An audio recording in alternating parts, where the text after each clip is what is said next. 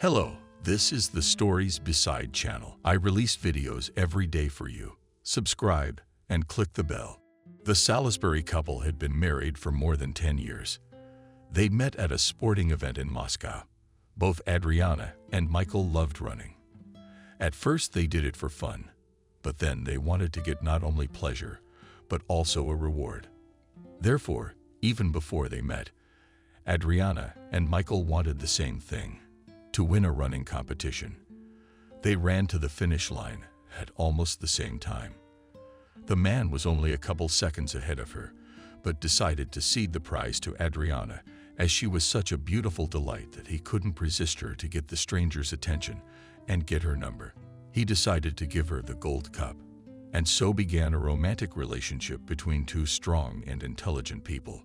At first, Adriana and Michael's relationship resembled a roller coaster, then crazy passion, then cold meetings. But then a miracle happened, and they were able to find common ground, and their relationship turned into something beautiful.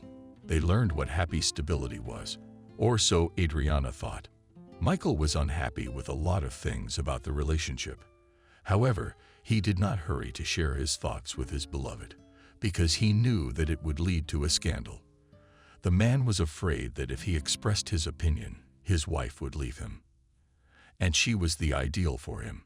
And Adriana was a tall and blue-eyed blonde with a lush bust, thin Italy, and pumped legs. They call them purses nowadays. And Michael was a skinny-eyed brunette. He looked much younger than his years. He was 35, and Alina was only 30. Harmony reigned in their relationship. For about 10 years, no serious quarrels, money sharing, and even jealousy. That is why Michael made an offer, and on their anniversary, the girl was very happy and responded with consent. But who would not agree to marry the person they love? The wedding they played lavishly. On the day of the wedding, Salisbury was practically the whole town. Everything changed at one moment when Adriana's legs suddenly started to hurt. It turned out that the girl had problems with her joints, and she was categorically not allowed to do sports, but she neglected it. As a result, and the line was to undergo a long and expensive treatment, to walk again without pain. The girl really hoped that her husband would support her during the illness, but Michael did not care. He constantly wanted a physical manifestation of love, and Adriana could not give it to him because she was ill. At first, the man wanted to divorce immediately, but then changed his mind. His wife had too many advantages, and he didn't want to share the business in the divorce. Michael hired the best doctors for his wife, but she only got worse. From time to time, the man thought about a mistress, but he was stopped by the thought that he could get some kind of infection. Venereal disease, or worse, he would have to pay for sex with a woman, and he didn't like hiding, ciphering, and deceiving others. So Michael decided to get back into sports. At first it helped him. His whole head was filled with useful exercises. He learned to run faster and began to prepare for the next competition. But after a month, the man began to be annoyed by domestic issues. His wife stopped not only sleeping with him, but also cleaning, and a little later forgot about cooking. Michael did not want to go into direct conflict with Adriana, so he began to look for a maid, who for an additional fee will also cook. The businessman could not live long without a home-cooked meal. At first, the man entrusted the search for a maid to his wife, but noticing what candidate she selects, he decided to do the search himself. At first, only elderly women, students, and inexperienced ladies with children came to his interview. But when the man specifically emphasized the age, things went much better in the questionnaire. In a week, the man managed to look through more than 200 questionnaires and stopped at 3. The first girl could do everything in the kitchen, but she could not cope with cleaning the house. The second candidate lied about her age and was not even 18. And the third girl was perfect. Tall, brown eyes, brunette named Betty. Impressed the man not only with her references, but also stunningly outfits for cleaning. Michael immediately made the decision to hire a third candidate for the job. The businessman did not listen to the protest of his beloved. He brazenly stated that he had to hire additional staff because of her illness, not because of his own whim. Perhaps the businessman's choice was influenced by his emotional and physical hunger. When you have a gorgeous woman in front of you, and she is ready to fulfill all your whims, you begin to succumb to her charms willy-nilly. At first, Betty only cleaned and cooked. Michael didn't respond to her flirting, but the outfits became more and more seductive and spectacular. And Adriana occasionally joked that the maid is a little over the top and confuses work with a modeling agency. But the woman's illness began to progress, so she had no time to keep an eye on the new employee. Betty did not immediately like Michael. He looked quite decent. He wore an expensive watch on his hand. His body was dressed in a luxurious suit of blue color. The girl grew up in a poor family, and she always wanted to meet a rich man, but she had never met such a man on her way. Perhaps the problem was that the girl was always lost at work, and there was no time to go to expensive restaurants. And she never saw successful men in ordinary cafes. Initially, Betty was a very purposeful girl, but already closer to 30 and just bored with work.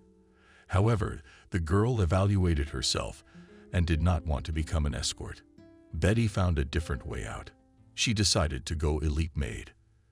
This job not only brings a lot of money, but also expands the circle of acquaintances. It is by working as a maid, you can meet a rich man in Moscow. After Betty got a job at the agency, she had already had 2 relationships with folders. But they were deeply married and were not going to change anything in their lives. So despite her love for money, Betty was running away from her rich suitors. At the first opportunity, she already wanted to become the wife of a rich businessman herself. Therefore, the girl changed employers every month.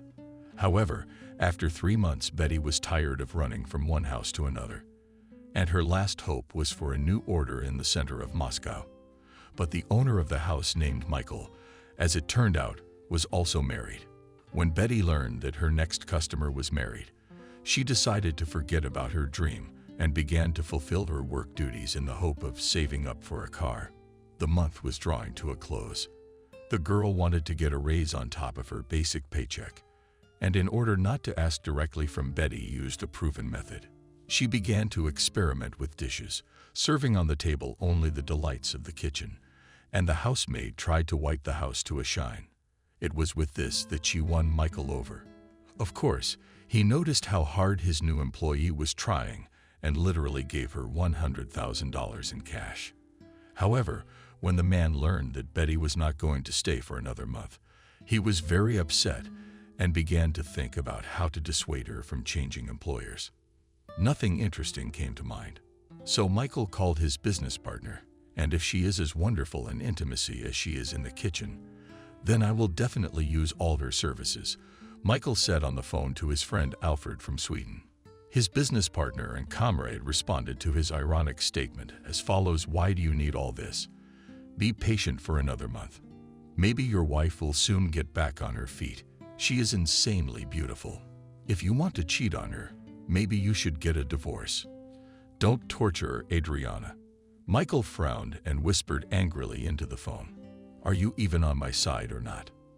You know how long it took me to eat properly before Betty showed up. And I'm not talking about marital duty. And Adriana is just my eternal must." There was laughter on the other line. And after a brief argument, Michael and Alfred decided to change the subject. After all, they are about to sign another contract. It was Betty's last day at work at Michael's. She cooked a sumptuous dinner, laid out the dishes, poured the wine, and later cleaned up. She loved working in this house. It was rarely dirty. The man was clearly picking on his wife. He bore a line of brain for an hour from a single napkin lying on the table. Thank God I'm a maid and not his wife, Betty thought. The girl's musings were interrupted by Michael, who ran into the house and began quickly gathering some papers into a pile and taking pictures. The maid looked at the man excitedly and asked what's wrong. The businessman first brushed her off and then replied that his wife would soon go to Germany for treatment. Doctors at one of the hospitals promised quick results. In 2 weeks, Adriana would be healthy again, just like before.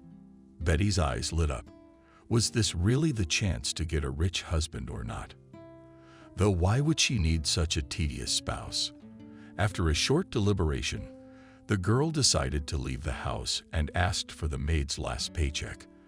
I wanted to do the right thing and not to break someone else's family. But as soon as the girl tried to open her mouth and ask for payment for services, Sergei jumped up from behind his desk and ran to his office. Betty did not. Curious as to why the man had taken off so abruptly, she went to the door of his office. At first, some shouting and swearing could be heard, and then the man blurted out that he was so nervous about his lack of marital duty and hung up the phone. At that moment, Betty realized that she had to stay in this house for at least 2 weeks. Michael may be the one who is her chance for a happy and trouble-free life.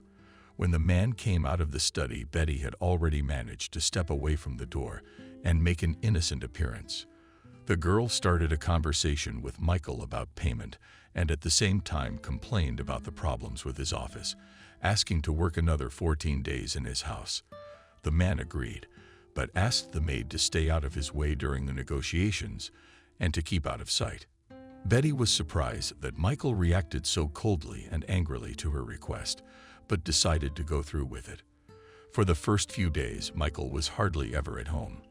The man celebrated his wife's departure and her future recovery. Michael had already changed his mind about cheating on his wife, but he was drawn to Betty like a magnet. After Michael hired a maid in his house, he began to have constant erotic dreams, in which Betty was always present in his dreams. The girl was always only in black lingerie and would kneel before him, begging him not to punish her for the broken vase. It was because of sexual hunger and frightening dreams that the man decided to go on a bender with his friends. He did everything he could to avoid seeing the insanely sexy brunette in front of him again, but he didn't want to fire her. Michael was afraid that he could at any moment lose control of himself and cross the line in their relationship, and this would not only destroy their marriage with Adriana, but also force him to show his true colors. Returning after another party, the man had a snack and went to shower, forgetting that he had a maid working in the house. A hangover sometimes knocks a person out of balance, making him forget about everything while Michael washed off his fatigue and the unpleasant odor of alcohol. Someone was already taking over his house. As soon as the man tried to get out of the shower stall, he heard a heartbreaking scream that was clearly coming from the pantry. The man turned off the water, threw a towel over himself, and rushed toward the room from which the noise was coming. Betty stationed herself in one of the rooms. I don't think Michael will be coming today. Everything went well at first. The girl undressed, and it was left to her to put on top of herself the official uniform of the company. But suddenly, the maid staggered back and leaned against the window. And then a pot of sand fell on her. Her first reaction to the falling pot was to scream. She spent mad money on one of the best molds in Moscow. It was hardly washable. The material was very delicate. The uniform cost as much as 3 of her shifts. That's why after the yelling, the swear words came out. The girl would have kept on yelling if the storeroom door had not suddenly opened. In front of her stood her employer named Michael, wrapped in a single towel. The man's hair was as wet as his entire body. It was on the cake that the most water droplets had accumulated. At first, Betty felt a slight wave of arousal at seeing a naked Michael, but then she lowered her eyes down. The girl felt ashamed of the situation. First the screaming, and now she was standing in her underwear near the broken pot. The situation couldn't get any worse. Opening the door, the young businessman expected to see anything but a sexual fantasy come to life in front of his nose. Michael made a remark to Betty about the mess and hurriedly retreated so the maid wouldn't notice his arousal. Sexual hunger was taking a very negative toll on the man's body. As he left the pantry, the man was angry with himself, for he wanted so badly to cheat on his wife right now. His body's desires were stronger than his mind. He felt like he was losing control and knew how this could turn out for everyone. When the potty incident was over, the work at the maid's office went on as usual until the evening. Already close to 20:00, the girl decided to come to Michael's office for payment. But as soon as she came to the office door, she suddenly wanted to play with the boss. The maid noticed in the morning that the man got excited when he saw her in her underwear, and she wanted to know how much he was attracted to her. Because of her ruined shape, the girl had to work all day in a red dress, but it was quite long. So Betty decided to make it a little shorter since the girl was studying to be a designer. Changing the length of her cape was not difficult for her. The cut, made with simple scissors, turned out to be quite beautiful. Walking into Michael's office after knocking, the girl asked for payment and then pretended to drop her brooch. Next, Betty erotically bent over and began to look for it. The man noticed that the maid's dress had definitely gotten shorter, but thought he was just imagining it. However, when Betty bent over, his heart began to tap away, and this time his patience broke. Michael approached Betty from behind and slowly slid his hand around her waist, starting to move lower, and then pulled the girl to him. The maid sighed loudly as she rose from her knees, removed the man's hands, and turned around to face him. It seemed as if Betty was about to slap Michael, for she was drilling him with her gaze. However, the girl suddenly drew him to her and drew him into a passionate kiss. With slow defections, the couple reached the bed. The businessman unbuttoned and removed Betty's dress in a couple of minutes and then threw it away.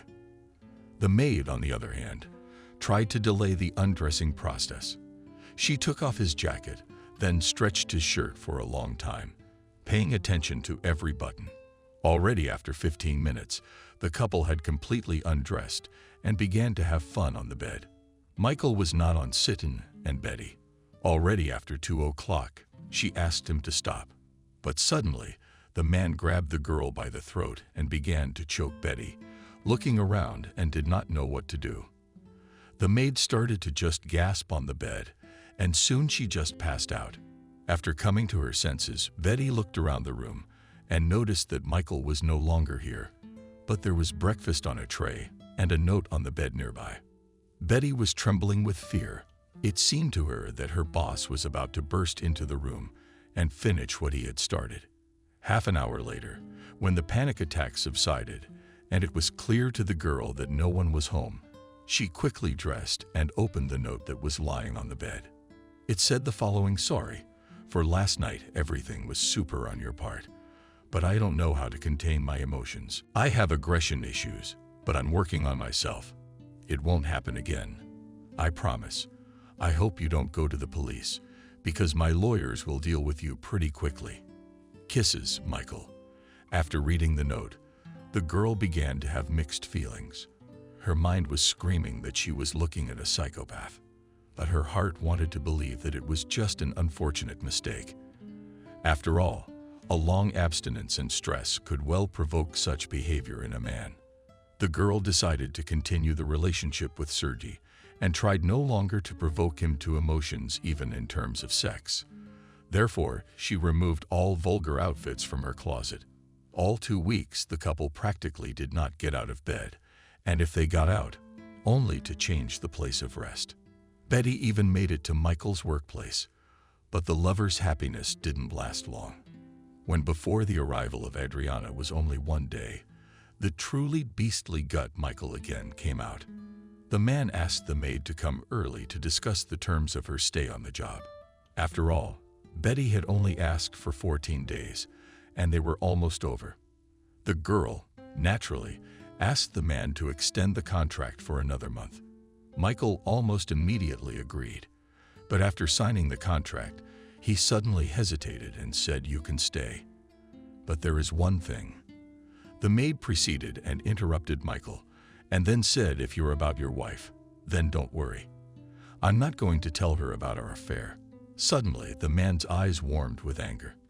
Betty, it didn't seem as if Michael was about to explode like a time bomb. But he pulled himself together and quietly continued his monologue. "No, that's not what I mean. If we're going to continue sleeping together, you need to know what I want. I don't want just sex. I want more violence, use handcuffs, belts, and more." At first, the maid was amused, but then she decided to clarify something. "What do you mean by a lot of other things? Not strangulation, I hope." The man smiled falsely and said, "No, of course not." Betty, but was confused by Michael's answer. So she quickly picked up the money from the table and turned toward the door to make a quick exit. She practically reached for the handle when she suddenly felt someone holding her hair. After a couple seconds, the man dragged the girl to the back of the office, entered a strange combination on the safe, and a door opened in the wall. Michael then threw the girl to the floor. The hidden room went in himself and closed the door behind him. The hidden room was illuminated by dim flashlights, so it was impossible to see the surroundings. Although Betty resisted with all her might, Michael was stronger and did not let her break free. Once in the secret room, the maid didn't know how to fight off the man or where to run. She had already regretted 100 times that she had stayed in this house and decided to have an affair with her boss. Betty was beginning to realize that she was willing to do anything to survive, and if need be, she would kill the man in self-defense. Michael dragged the maid to the bed and lay down next to her. Tearing his clothes off, he tried to strangle her but was interrupted by a phone call. This time there were ghastly red marks on Betty's skin, and the girl felt that something was wrong with her neck. The girl suddenly realized that if she could escape now, Michael could easily be put behind bars. The injuries she had sustained should have been enough to file a police report. While the man was talking to his wife and Lena on the phone, the maid had time not only to assess her injuries, but also to think over a plan of escape. She saw a metal alarm clock near the bed and managed to grab it in her hand. As soon as Michael turned towards her, Betty hit the man with the alarm clock on the head after hitting and splitting his eyebrow. The businessman instantly lost consciousness. The girl checked her tormentor's pulse and made sure he was alive. She began to realize the plan to escape. Grabbing the phone, the maid stepped over the body of Michael, who half cut off the bed, and ran towards the door with the code. Checking the latest notes on her iPhone, the girl saw a strange combination of numbers. Then she used the code she saw to lock the system, and the door opened. It was through ingenuity and luck that the girl was able to escape. When Betty reached home, she immediately called the police, giving a statement to the interrogation. The girl hoped for the integrity of the police officers and did not alarm the media. But a week later, she got a call saying that the case was closed. Allegedly, someone saw how the girl had injured herself and blamed Michael for everything.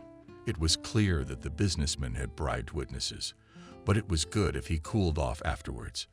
And what if he didn't?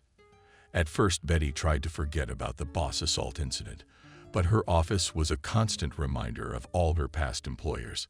Some clients don't want maids to work with. That's why apps are constantly advertising non-liquid employers. The blacklist of maids also included Michael, which is not surprising. And it's not as if Michael was just an app. After the strangulation, the girl began to notice that her neck ached incessantly and a terrible cough appeared. Betty decided to take a break from work and went to the hospital hoping to forget about the past. The doctor, after examination and tests, told the girl that she had displaced vertebrae in her neck, and to be fully rehabilitated, a lot of money must be spent. Betty, she was at a dead end. After all, she had just recently paid off most of her savings for a new apartment. It was the last mortgage bill. The maid made the decision to once again go to the authorities and sue Michael. She realized that if she won her case, her medical treatment would be paid for, so the man could not pay off again. Betty decided to find Michael's other victims and take statements from them. The maid was certain that she was far from the first girl Michael had attacked. Betty first of all decided to complain to the wife of the cheater, as she was sure that she must know more about him than the others. Adriana had only recently returned from Germany, but she was already glowing from the inside like a sunshine. Her legs were no longer sore, and she could even run on the treadmill. When she returned home, however, she was saddened by the fact that her husband did not greet her immediately. It was after a brief interaction with her spouse. It seemed to her that it was physically impossible for him to say hello. Her hunch was confirmed when she saw that on the back of Michael's head painted a bloody cut. Toward evening, Adriana decided to talk to her husband again after discussing his treatment in Germany. The girl decided to broach the subject of the incident in the house and started the conversation with the following questions. Honey, what happened to your head? Did you at least treat the wound? Why is the house such a mess? The maid was supposed to stay for another month. Michael made a cute face and quietly replied to his wife, "It's okay, just playing soccer with the guys. And Lekka hit me in the head with a ball. I'll soon go to the hospital and work there." And the maid turned out to be a piece of crap. I think you were right about her inappropriate behavior and begging for tips all the time. I'll send her away once and for all. Adriana was very surprised at her husband's reaction to the maid, for she thought he liked Betty very much. After all, he'd done all the candidates for her alone. But the wife was tired of wandering around hospitals and dealing with domestic issues, so she decided to take care of her beloved and said, "Come here, I will treat your wound, and then together we will go to the hospital and make you an X-ray." The man breathed a sigh of relief and smiled sadly. When his wife came to him, he immediately embraced her and said, "You've come at last." When the couple returned from the hospital, it turned out that the man had a concussion.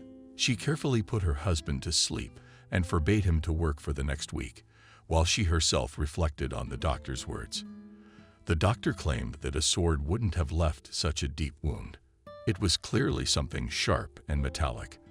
The businessman's wife began to ponder why the man she loved had harmed her. But suddenly it occurred to her that Michael might have gotten into a bar fight and covered it up so she wouldn't worry. But Adriana's illusions about her husband's decency were dispelled an hour later. She received a call from Betty's maid and asked to meet at the cafe to discuss some terrible incident. And her main condition was to come without her husband and not to tell him anything. At first, Adriana wanted to wake up her husband and ask him what was wrong. But her intuition told her that first she should go to the cafe and discuss everything with Betty. That way, she could get to the truth. Opening her spouse with a blanket, the woman put on her favorite gray business suit and heels, then promptly advanced toward the cafe. When Adriana approached the coffee shop and went inside, the maid was already there. She immediately waved to Michael's spouse to get her attention.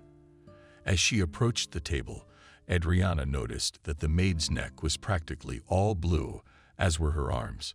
She felt uncomfortable, so she sat down on the nearest table and started asking the former employee questions from the get-go. "Why did you call me and ask me not to say anything to my husband? What good would that do you?" Betty smirked sadly and began his story. Adriana listened to her for about an hour, and she felt uncomfortable with the maid's story. She was desperate to justify her husband, so she asked another question, "And why should I believe you and not my spouse?" Betty skimmed her eyebrows and instantly replied, "Why not? Didn't he have something like this in his past? Think back, strain your memory." After the maid's words, and Adriana sank into her memories, Michael, in the first year of acquaintance, told her one terrible secret. During a vacation by the sea, the man told his beloved that in the past he had terrible outbursts of aggression. He strangled all his former women. And once as a student, he grabbed a prostitute so hard by the neck that she almost died, and then disappeared. No one could ever find her. When Adriana was able to get out of the memories, she decided to tell the maid the truth, not suspecting that the girl would want to put her husband in jail and take most of his money. And Adriana was so much worried about Betty's story that she decided to leave the cafe and be alone. The wife began to think about divorce. Of course, she loves Michael, but he's just been acting so disgusting for the last year, and the cheating and strangling story is just too much. Even though Adriana came from a wealthy family, she was scared to divorce Michael, especially after the abuse. She secretly called a lawyer and decided to gather all the documents as well as her belongings. And Adriana went to extreme measures so that it was possible to escape from her husband's lair without negative consequences. The maid, on the other hand, had recovered from the shock and acted rationally. She memorized the surname, first name, patronymic of a former girlfriend, Michael, and found her in social networks, and then arranged a meeting. as she did when she went to beauty salons on the internet. It was not difficult to pay for one trip to the masseur. All the more the girl realized that her efforts would pay off in a few hours. Betty and Kathy were already lying on the massage table. Near the end of the treatment, the maid spoke, and Michael's ex was shocked. After hearing the story to the end, Kathy decided to support the girl and help her by talking about her past and Michael. Back in college, when Michael was quite frail but insanely polite, Kathy fell in love with him. She had Caucasian and Russian roots at the same time, so her upbringing was very strict. She looked for a man according to certain criteria. Kathy tried to find a faithful, intelligent, and wealthy. And when she found one, she was overjoyed. Even as a student, Michael could throw money around. After all, his parents provided him with everything. At first, everything was fine in Kathy and Michael's relationship, but one day he quarreled with the teacher and he failed him, and then sent him for retesting. That was a day Kathy would never forget. At first, the girl thought it was strange that the man smiled at her fake smiles. Then he laughed at her sad stories, and at the funny ones he almost cried that day. And towards evening, he simply attacked from behind and began to strangle Kathy. Then, very much frightened and barely broke free. What scared the girl the most was that when Michael let go of her neck, he looked indifferent and empty. It was like if I died, he wouldn't care. Betty finished her story, puzzled by the girl's inaction, and asked, "Why didn't you go to the police?" Adriana sighed sadly and answered, "I was afraid of the judgment of society. I wasn't supposed to date a Russian. And then this happened. My father would have killed him." Betty tried to digest the information and continued, "Did you hear about the missing prostitute, Kathy?" She nodded and answered, "Yes, I had, but I was sure before you told me that it was just rumor and speculation. Now I don't know what to believe. There was a girl at our university, so to speak, of easy behavior. Not that she worked unofficially, more for fun. She helped our guys get rid of their fears and perverted fantasies. So in her 20s, she'd had a taste of everything. It would have gone on like that if she hadn't met Michael. One day at a student party, everyone gathered and celebrated Russia Day in the dormitory. Then Michael got alone with this Christina, and the next morning she was found unconscious. Her whole neck was bruised and cut. The guys ran to call an ambulance and the police on the street, because in the dormitory at that time the connection was bad. Or maybe there were some plugs. Having called the relevant services, the guys returned with a calm soul, but her body was missing. Whether she's alive or dead is still unknown. Many were convinced that Christina simply woke up and ran away. Allegedly, she was ashamed. Betty was horrified to hear the story and could only squeeze the following out of herself. "It's brutal. Do you know the girl's parents? Friends? I really need to find witnesses for a rape case. He's bribing the police. If I don't find Christina, you can come forward." Adriana nodded and whispered, "Yes, I'll help you. But it's important that my identity is not revealed until after the trial." A few weeks passed. The maid had already tracked down a few witnesses, but she wasn't sure of their reliability. But all the stories of the girls she'd interviewed pointed to one Michael as a maniac. It was only a matter of time before he snapped and escalated his aggression. And in 3 weeks, she managed to pack up all her belongings and documents and smuggle them out to a new home. She was lucky. When her father found out what kind of monster lived with her daughter, immediately started looking for a new place to live and found it, and then bought it for his daughter, formalizing it for himself. The woman decided to announce the divorce over the phone, but fear and excitement before the conversation did not go anywhere. Calling Michael at work, she began the dialogue. "First of all, hello. We need to have a serious talk with you." The man was surprised by the serious tone of his wife, but did not pay much attention to it. All because after the girl came back from the hospital and her behavior was quite strange, it felt like she was just avoiding him. Since Michael was busy at work, he replied like this, "Hello, my love. What's wrong with you? You're sick again." The girl rolled her eyes as she sat on the new bed in her house and irritably continued, "No, I'm not sick. You see, I don't want to be with you anymore. I think we should get a divorce." Suddenly, laughter was heard on the line. Michael thought Adriana was joking. Their marriage was perfect.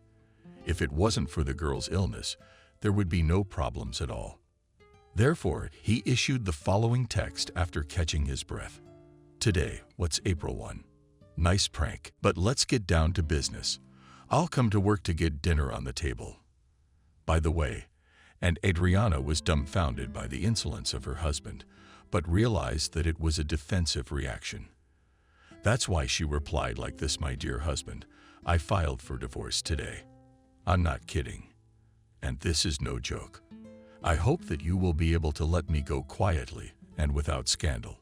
Suddenly, the man was seized by rage, and he abruptly threw a few phrases into the tube. "Then your things will be in the garbage tonight. No more scandals. You won't get a dime from me." Adriana surprisingly did not react to the threat and continued, "I have already taken my things and documents. Bye." After these words, the girl disconnected and put the phone away. Michael was furious. After one time, he was so seized by emotions that he decided to take revenge. First of all, he aimed at the secretary and decided for himself that tonight he would have a stormy night. And after that, he will take care of his already ex-wife. Inviting the secretary Anna home for a cup of tea, he took advantage of her trust in him and slipped her Aphrodite. So even before the action of the means, the girl began to flirt with the man and pulled into bed. After a stormy night, the businessman still could not calm down. After all, he was abandoned by 2 girls in a month. Thinking a little, Michael realized why his wife had run away so abruptly. His eyes were gushing blood. He grabbed the sleeping woman and started strangling her in his head. The picture loomed as he strangled the maid, and she died. Anna suddenly opened her eyes. Her neck ached, and she was desperately short of breath. She tried to push the man away, but she couldn't succeed. It seemed to her that this was the end.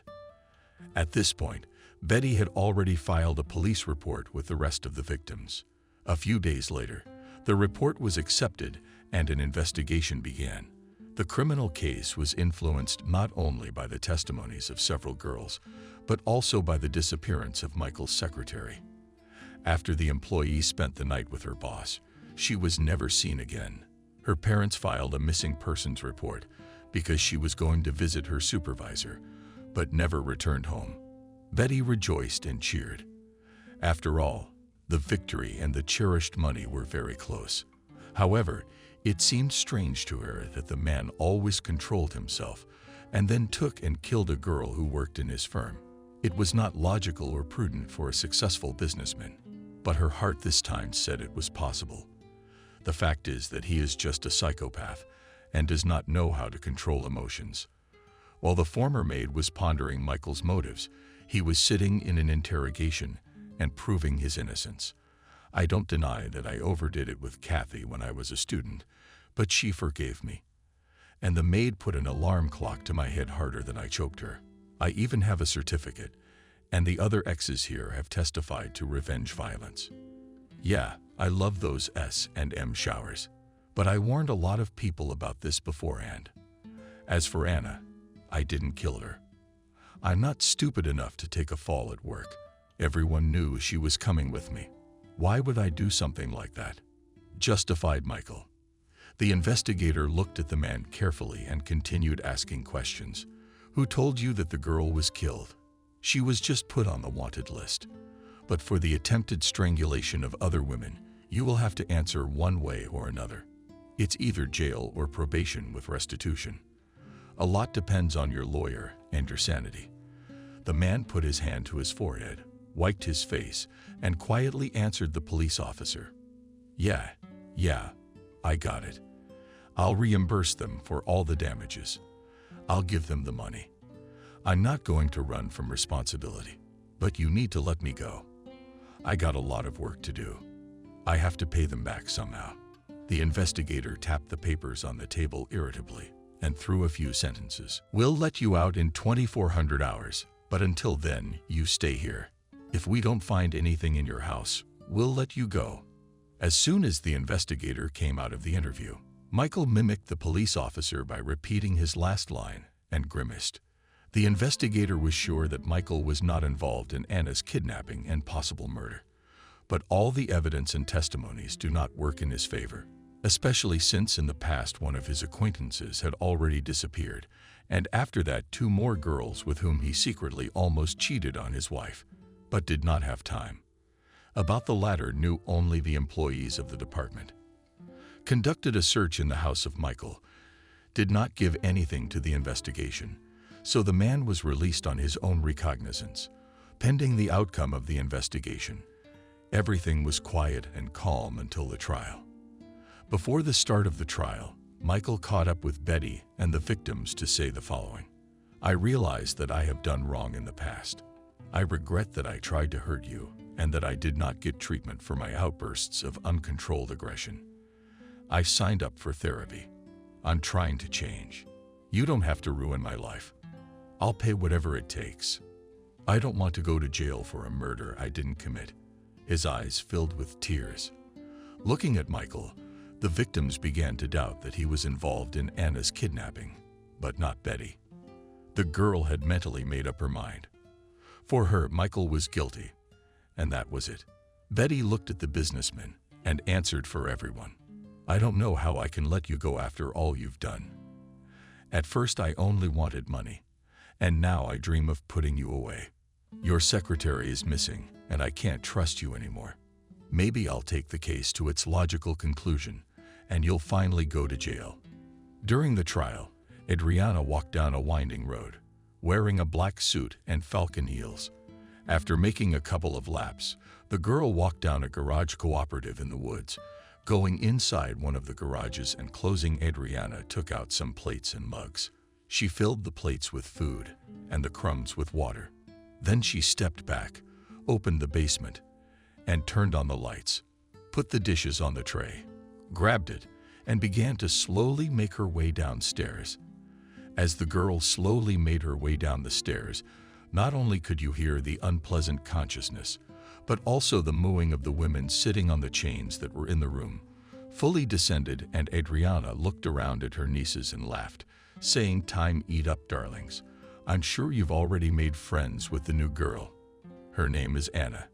She was Michael's secretary, and she really enjoyed sleeping with him." After feeding, Adriana was about to gag the last one, but she wouldn't let her. At first she just asked for help in screaming, and then she became attracted with Michael's spouse. You're a sick psychopath. You realize Michael doesn't need you.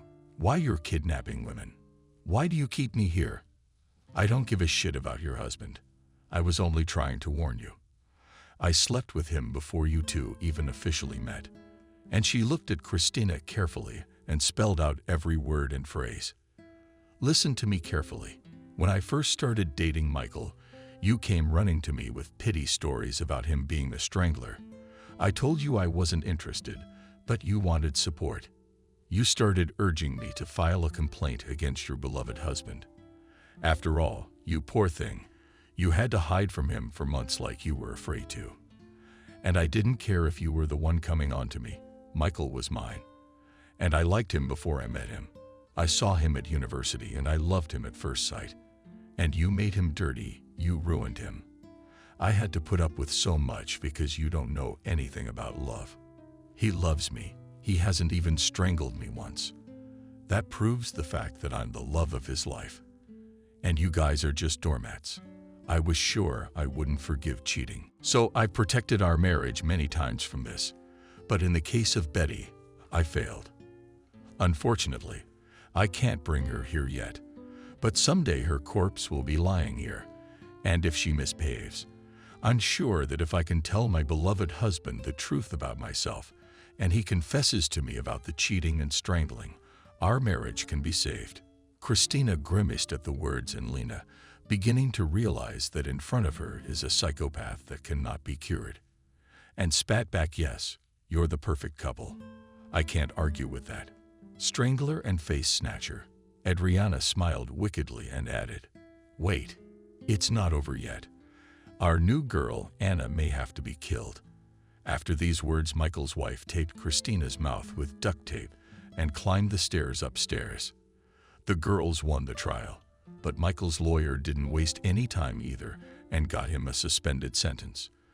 The businessman exhaled and calmed down as he left the courtroom. But then Betty flew up to him again and started talking. "You're not getting away from me that easy. You have to answer for killing that girl. You're a maniac." The man became sad again and answered, "I'm not a maniac. Do you understand or not? I'm going to the clinic, and I don't care if you believe it or not.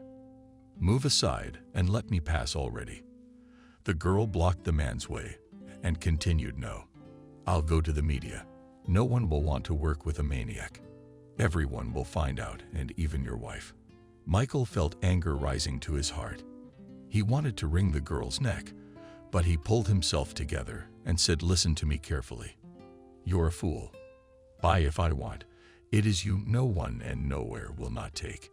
And about my wife, she is no longer my wife. And it's all thanks to you. I've already realized that you're the one who told her, all kinds of nonsense." She filed for divorce. Betty calmed down and shut up. Realizing that it was useless to prove anything to the former teacher, the girl decided to take revenge silently, so she turned around and left. A few weeks later, Betty went to the media and told the horrible story of how the maniac was released because of insufficient evidence. After that, the Maid even went on various shows. On each of them, she described in color what it was like to work in the house of a maniac. Michael began to have problems at work. A lot of people started canceling contracts with him. People really believed that the businessman was a maniac who could buy his way out of jail. The man ordered disproving articles and then also began to star in the show. But it didn't help. He was recognized on the street and thought to be a murderer because of the media's delusional articles. Anna's parents also kept up with him and continued to sue him. After all that happened, Adriana realized that it was time to return to her husband and support him. After all, he has already answered for his treason. It remains to tell him his secret, and their love will blossom again as before. Before going to her husband, the girl again visited her nieces and this time decided to have a longer conversation, not with Christina, but with Anna, who worked at Michael's secretary. After Anuta felt that her mouth was no longer covered by Scotch tape, she rejoiced and tried to take a full breath.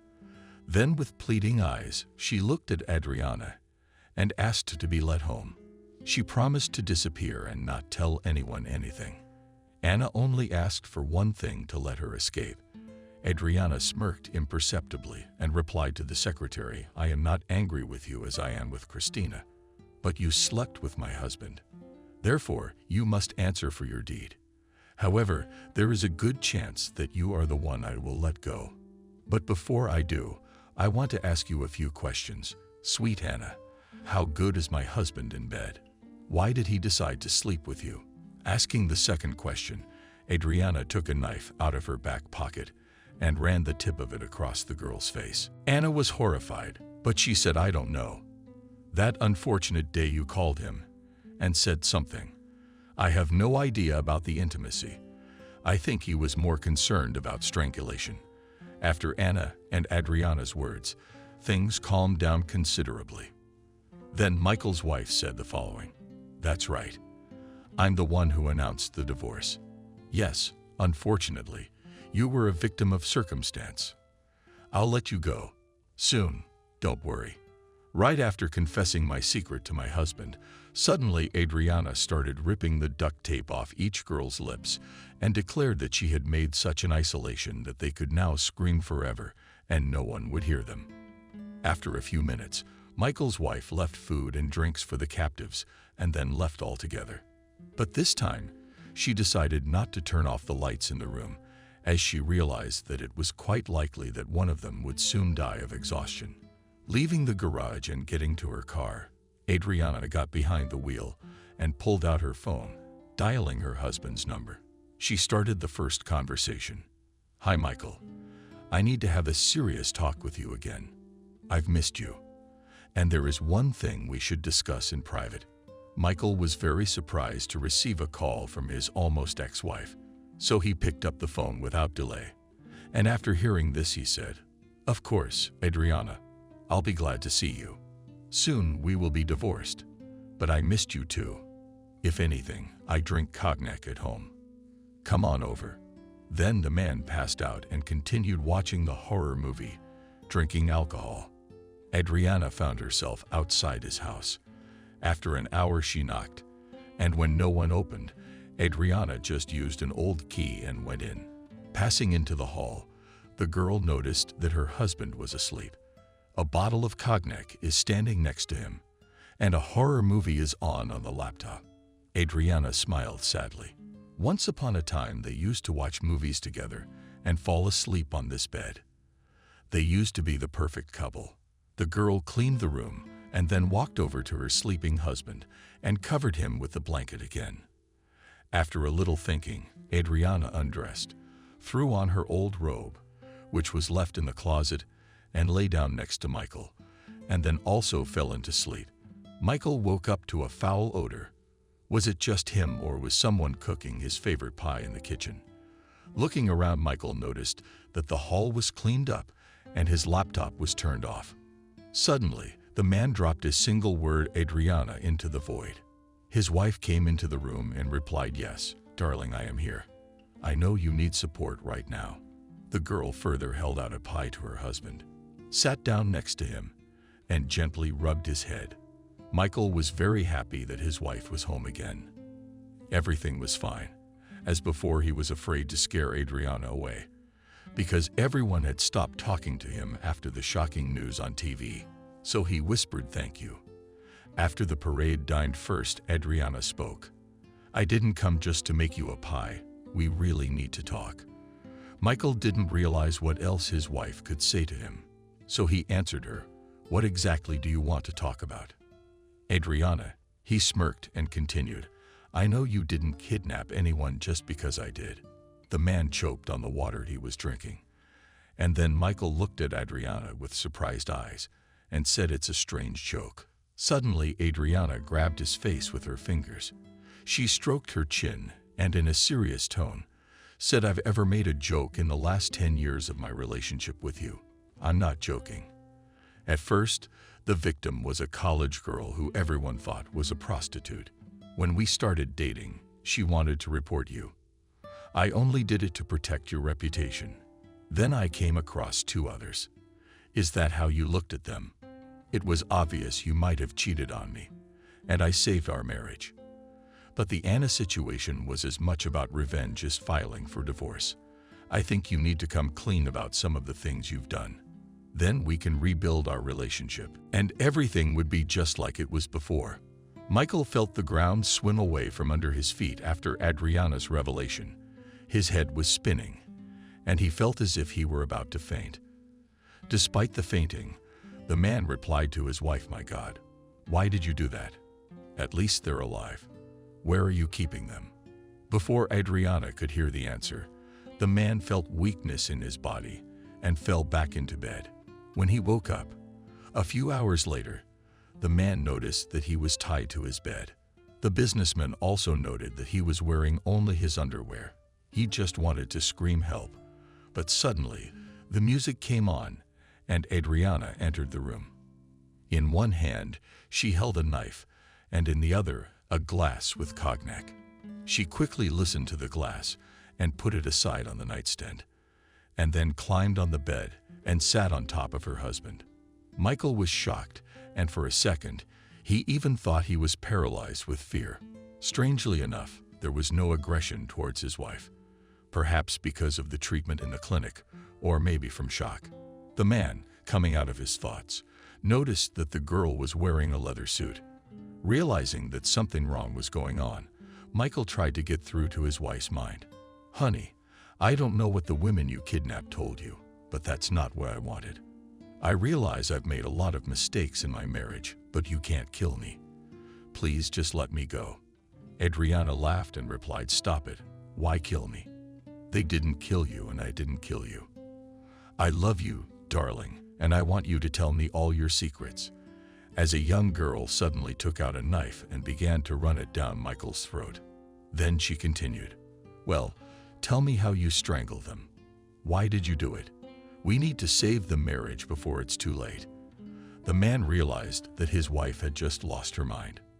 But how long it had been going on was unclear. Had he been dating a crazy woman all these years and then married her? Michael was determined that he needed to find out where the girls were in order to save them and his reputation. So he said, "I choked them out of aggression. All that recycling and a lot of alcohol. I'm cured now. You better tell me why you don't let those girls go where you keep them." After Adriana heard her husband's questions, she realized that this marriage could not be saved. So she lightly scratched her husband's neck with a knife and whispered the following in his ear. "Lenina, 12, Building 3, Garage 17. But I'll have to get rid of you too, just like them. But not today." Suddenly, Adriana got off her husband and untied him, and then slowly and quietly left the house. Michael did not dare to run after her and called the police, immediately telling the horror story about his wife and the kidnapped women. Initially, the man was not believed, but was obliged to check the garage.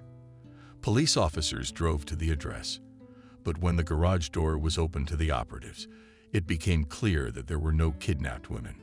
Michael was issued a ticket for false summons and asked to go to a psychiatric hospital, and Adriana was not surprised that the man tried to turn her into the police, but she was hurt that he did not even think about her words and immediately began to call the authorities.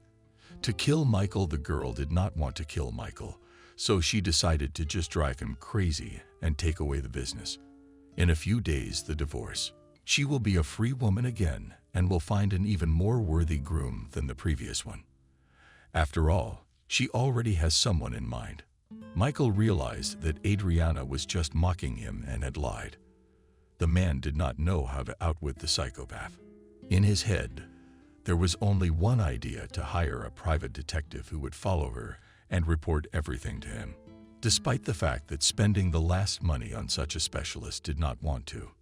There was no way out. So the man took a risk and dialed the number of a private investigator. At that time, Alfred returned to Russia from another country to save their joint business with Michael. On arrival, the young man set about launching an advertisement. He presented everything as if Michael was suspended from work. And the main thing here, that there was no bad name behind the company.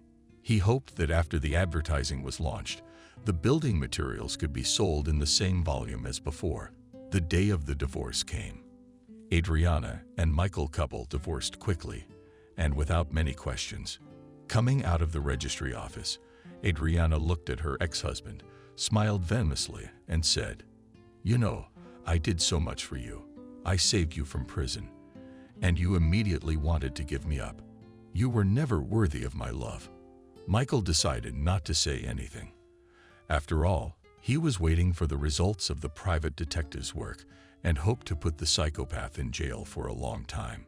Suddenly, Adriana turned around and walked off in the other direction. After his ex-wife left, Michael stood in the driveway and hesitated whether or not to call Betty. If this stubborn woman could get to the truth and save all the kidnapped. After all, she has already once been able to unearth the truth about him, which means that she will be able to bring Adriana out into the open. At this time, Michael's ex-wife has already arrived at the garage near the forest and wanted to go inside, as suddenly found that she was followed by a clumsy old man.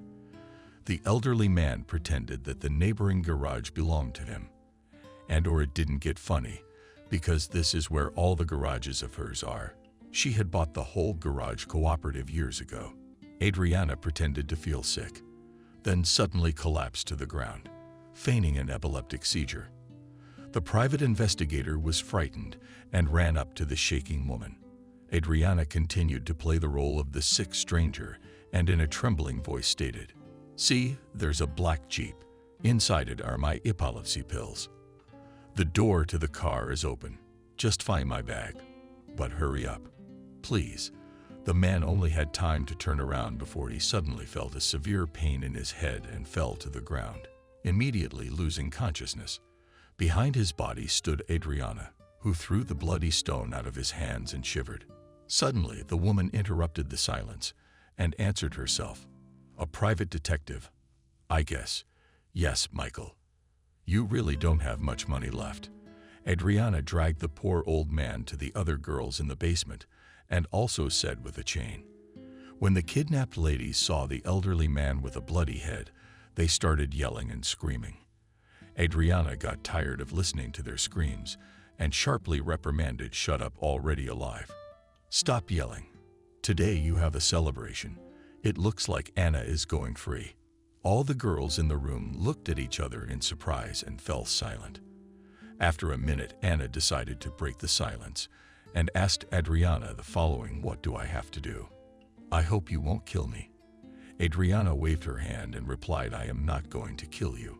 I have a business proposition for you. I have studied the biographies of all the girls, and you are the smartest among them. So I am sure that you will make the right choice and not let me down." Finished talking, and Adriana approached Anna and silently took off her chains. Then they went upstairs together. A few hours after the divorce, the man was already at the bar and drank an entire bottle of whiskey. It was only after the alcohol that he felt brave and decided it was time to call Betty. He needed her help. At first, Betty sent Michael as soon as she heard his voice in the phone and blocked all his incoming numbers. But half an hour later, the girl received a text from him with the following content. "I know I look like a stalker right now, but think to yourself. We can meet in a public place and talk calmly. It wouldn't be profitable for me to kidnap women. What about hurting you? You see the way I'm gargled on every show. I want to talk to you because I finally figure out who's been kidnapping my exes. It wasn't me. Yeah, I liked strangling ladies, but not kidnapping. Believe me, I know you are the only one who can bring this thing to light." Betty was very surprised by the message she received. There was something genuine in Michael's words, and the text itself was desperate. However, her heart desperately did not want to believe him. In her head, the following text was spinning: "Just delete the message and forget about it like a bad dream. After all, you already got the money and cured your neck." While Betty was thinking about whether or not to help her former employer, a breaking newscast began on the television. The correspondent told the following: Anna found the girl decided to put an end to the story of the maniacal businessman. She stated that Michael Salisbury kidnapped her like the others. But one day he felt bad, and she managed to escape. Her parents still can't believe their daughter managed to wrestle the keys from the maniac's hands to run out into the street and go to the police. Betty was shocked at the news. After all, just now, the man had been calling and texting her. Is he really stupid enough to reach out to his former victims on the day one of the abductees escaped, or is someone skillfully setting him up? But why would the secretary lie? It was obvious that the girl, all their Udally, was a captive. After a short thought, Betty decided to meet Anna and then to visit Michael in prison. After all, now he really faces a big sentence, and no amount of money will not save him. At first, Betty couldn't get a hold of Anna. She knew her cell phone number and her work number because she sometimes came to work with Michael. Also, the receptionist would sometimes call from her cell phone herself and relay cooking-cleaning errands. Surprisingly, when Betty called the work phone, she didn't pick up the phone. The secretary was reluctant to say anything at first, but then told Betty a little pity story. Anna's story was full of inconsistencies, and it was unclear how the man had managed to keep a huge number of women on chains at the cottage and how he had managed to move them all to another place. Immediately after Anna's escape, Betty began to suspect that the secretary was lying. But why was she doing it? It remained to be seen. In order to find out the full picture of what had happened, the girl decided to call Michael, but his phone was out of range. So Betty changed her clothes and called a cab directly to the police station. When she arrived, the girl found out from the investigator that Michael is now under interrogation, and then he will be placed in a detention center. If Betty paid a little, they would be allowed to talk even before being transported to another department. The former maid was not greedy, so she agreed. After the man came out of interrogation, they were allowed to be alone in one of the department's rooms. I'll make the conversation clear right away. I'm not going to save you. I don't feel sorry for you either. But it's obvious that your secretary Anna is lying. Why would she do that? That's the question. I'm starting to doubt that you've been kidnapping girls. But then who are you to say I'm the only one who can bring this thing to light? Michael looked insanely tired. He wiped the sweat off his forehead and sighed disappointedly, and then answered, "It's my wife, or rather ex-wife." "Well, have you met her?" "She herself came to me before the divorce and said that this secret should restore our relationship and take it to the next level. Compared my strangulation to the kidnappings, said we had to reveal our secrets. I was hungover, feeling terrible.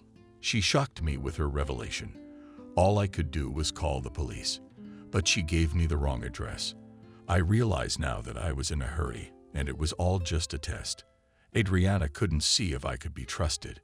Now she's taking revenge and trying to make me look like a maniac and a lunatic."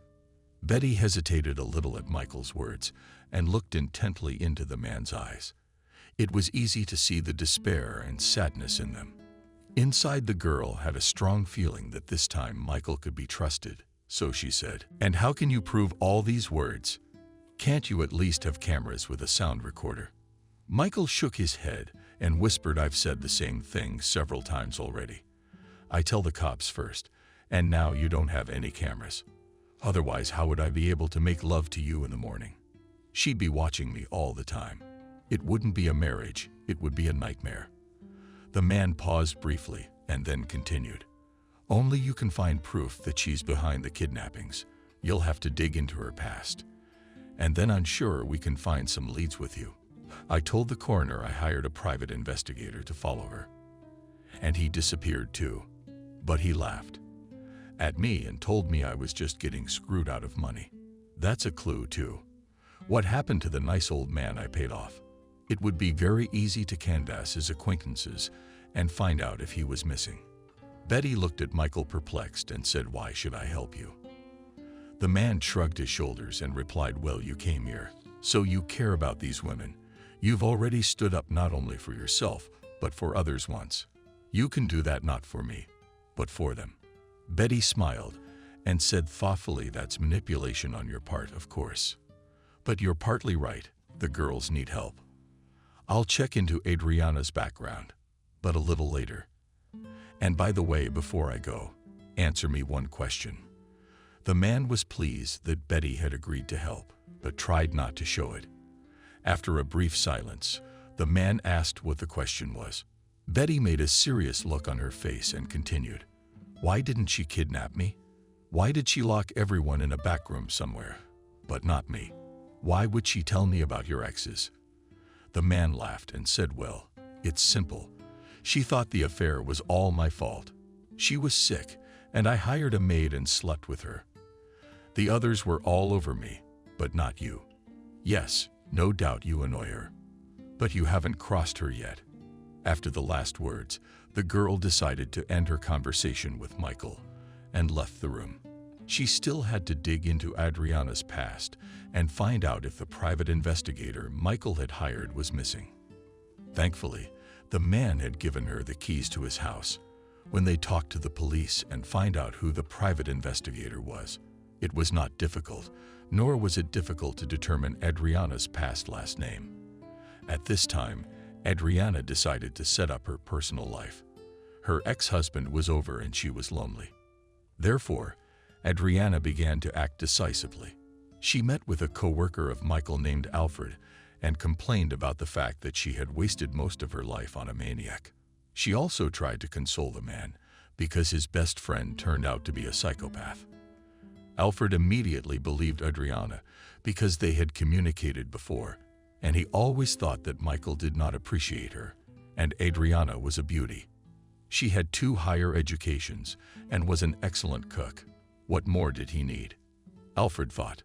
The answer lay on the surface. After all, it turned out that Michael was a maniac. Logically, such a woman would not be appreciated only by a psycho. and Adriana realized that Alfred would fall for her pretty quickly and was already counting on a new marriage. It remained only to think of a way to seduce a man, because in her house very much lacked male hands. So the girl said goodbye to Alfred, called a cab to the shopping center, and went shopping. What better than a beautiful dress and perfume can emphasize a woman's sexuality? That's right, nothing. Betty at that moment ran into Michael's house and took his laptop. As soon as the young maid put the device in her bag, she left the man's mansion and started hailing a cab. After arriving at her hometown courtyard and reaching her apartment, Betty felt her legs buzzing with fatigue and moaned in pain, a little from lying on the bed. The girl turned on her former employer's laptop and began searching for the information she needed. Michael's deal with the private investigator Betty found quite quickly through the browser history. Also, the girl immediately studied all the background of the detective with the help of a program that a friend from the computer club had installed for her. A private investigator named Rick never set up any of his clients. If he took on any case, he did not back down to the last. That surprised Vetu, so she ran him through search engines and social media. It turned out that Holland had indeed gone missing a couple days ago, and relatives were very concerned that the man wasn't in touch and his phone was disconnected. After Betty found out about Rick's disappearance, she managed to squeeze out only a few phrases. "Yeah, I don't have a lot of options. Either Michael and Adriana are a couple of maniacs conspiring to drive me crazy, or Michael kidnapped that detective and killed him, and then started telling me stories. Of course, there is a third option, which I don't want to believe, that his wife is really doing all this. But why?" Next, the girl had to find out Adriana's past, and it had to start with her last name. After 3 hours of searching, Betty found nothing and dozed off. And then came the next day. Betty had nightmares in her dream all night. Michael and Adriana turned out to be cannibals who were trying to eat the poor maid who didn't have time to make them lunch. After the girl opened her eyes, she first breathed a sigh of relief and then laughed. However, the search had to continue. There was no telling what else she would dream about this week. Betty decided to change the direction of the search and looked into the background of Adriana's parents. She finally found the last name of her ex-wife, Michael. Adriana used to go by the last name Babkina. At first, knowing the suspect's last name didn't help her. But suddenly, the maid had the idea to check her data with a broomstick, and it was the right decision. Later, it turned out that Adriana in the past regularly visited one medical institution. Mostly psychologists, psychiatrists, and neurologists worked there. Betty made the assumption that Adriana had seen a psychiatrist, which meant that the only thing left to do was to visit her primary care physician and find evidence of Michael's ex-wife's guilt. Betty felt that she was close to solving the mystery, especially when she was already standing on the threshold of the clinic. Gathering her courage, the girl went inside. Betty then asked the receptionist to call all the psychiatrists at the clinic. Allegedly, she was having a seizure and was on the verge of suicide. All the available doctors at the clinic came running to the screams of the crazy client.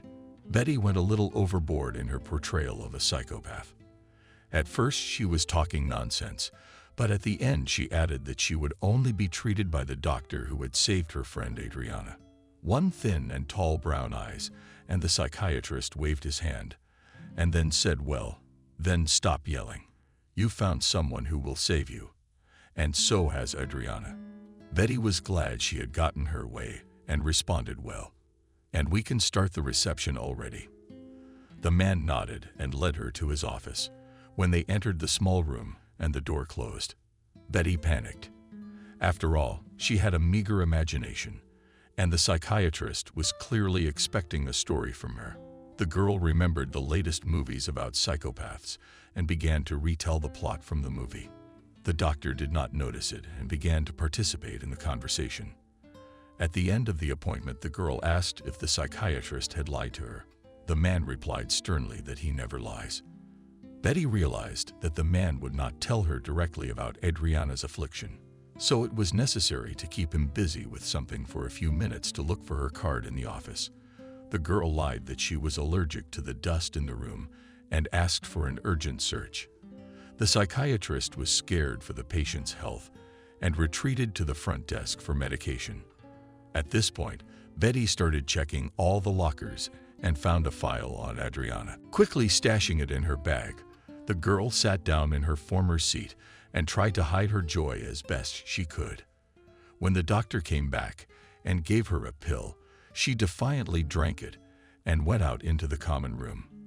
Then Betty quickly paid for the appointment by card at the reception desk, went down the stairs to the street, called a cab, and went home. When she arrived at the address and entered her apartment, she immediately threw off her outerwear, sat on the bed, took out Adriana's file, and started reading. Betty felt like a real detective. The girl felt as if she was starring in a cool movie. But her positive emotions were replaced by horror when she got to the information about Adriana's diagnosis. The girl's dossier said that she suffers from schizophrenia, bipolar disorder, and split personality. The most amazing thing was that all of these diagnoses had been checked and confirmed by an entire panel of doctors. She had seen about 5 psychiatrists prior to meeting Michael, and no one had been able to help her. On several occasions, doctors had noted that she refused to take her pills and was having terrible breakdowns. After reading the last lines in Betty's file, smirked and said, "Yes, you and Michael are worth each other. But I guess he didn't lie to me. Adriana is indeed behind the kidnappings of the other women. But how do I prove it? We're gonna have to follow her. There's a good chance it could end badly for me. Maybe I should just drop the whole thing and move far away to visit my parents, for example." The girl continued to think out loud. After a little rest and thinking, Betty decided to visit Michael one last time. The girl was sure that it was this man who should motivate her to continue the investigation. Or would she just leave town and forget about Adriana's dossier?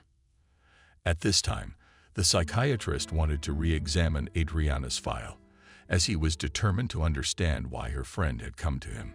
After all, he was the one who couldn't help Adriana. Neither could the other doctors. When he discovered the file was missing, the man immediately called his former patient to report the theft. "Hello, Adriana. A crazy woman showed up today claiming to be your friend. After the appointment, she stole your chart with your diagnosis.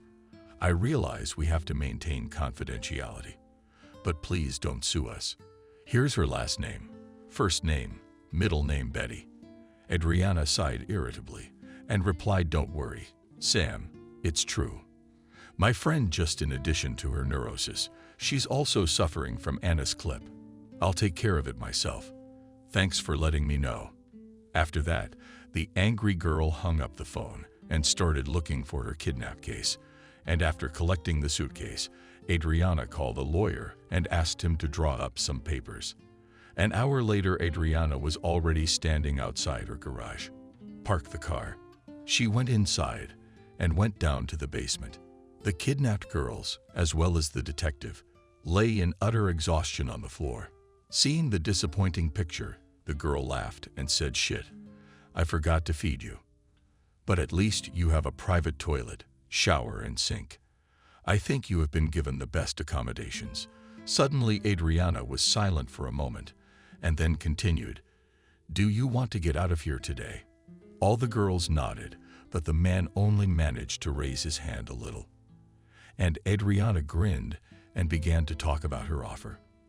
But who would have doubted that everyone would agree? "You must sign the papers I will give you on these papers. You have participated in a social experiment voluntarily. The essence of the experiment is that experts conclude in the course of work how long people can live in the basement on chains and how it affects their health, both physical and psychological. Of course, you will be paid for this. After all, the experiment was voluntary, wasn't it, my dears?" Everyone said yes. Adriana laughed again and remarked, "Your voices should be more joyful. Today you will go free." The teacher went around the room and held out pens to everyone. And then the contracts.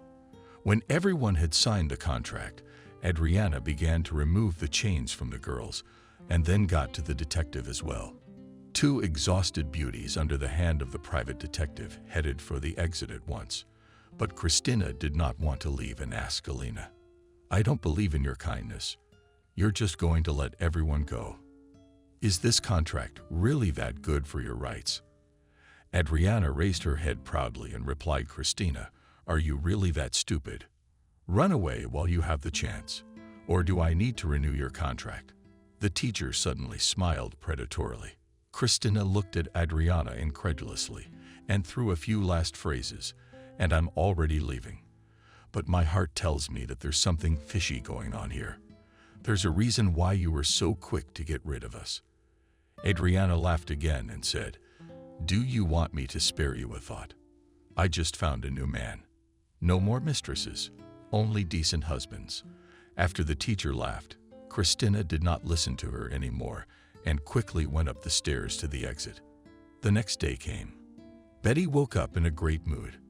After all, she had found out the truth, and now she would be able to save the girls, even if Michael didn't convince her to help him. She could always leave an anonymous message for the police.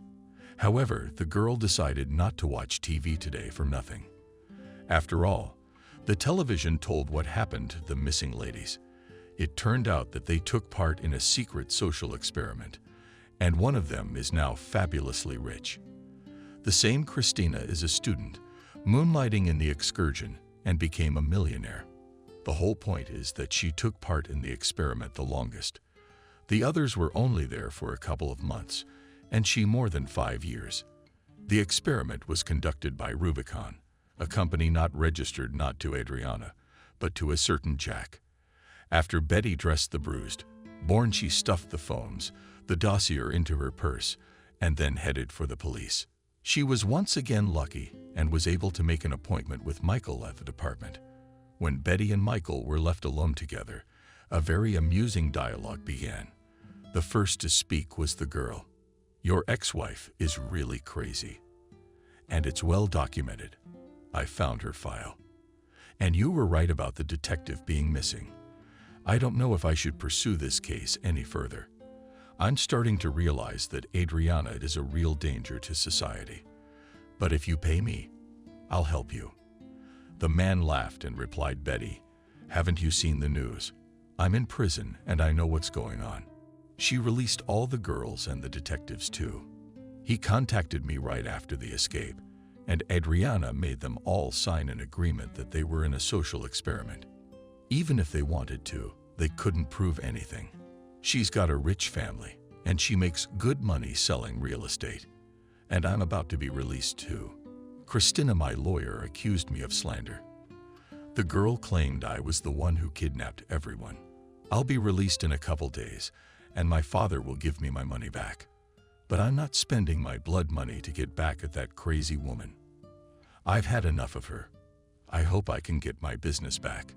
But even if I get my business back now, I'll have to go to psychiatrists periodically for a long time because of the abuse allegations."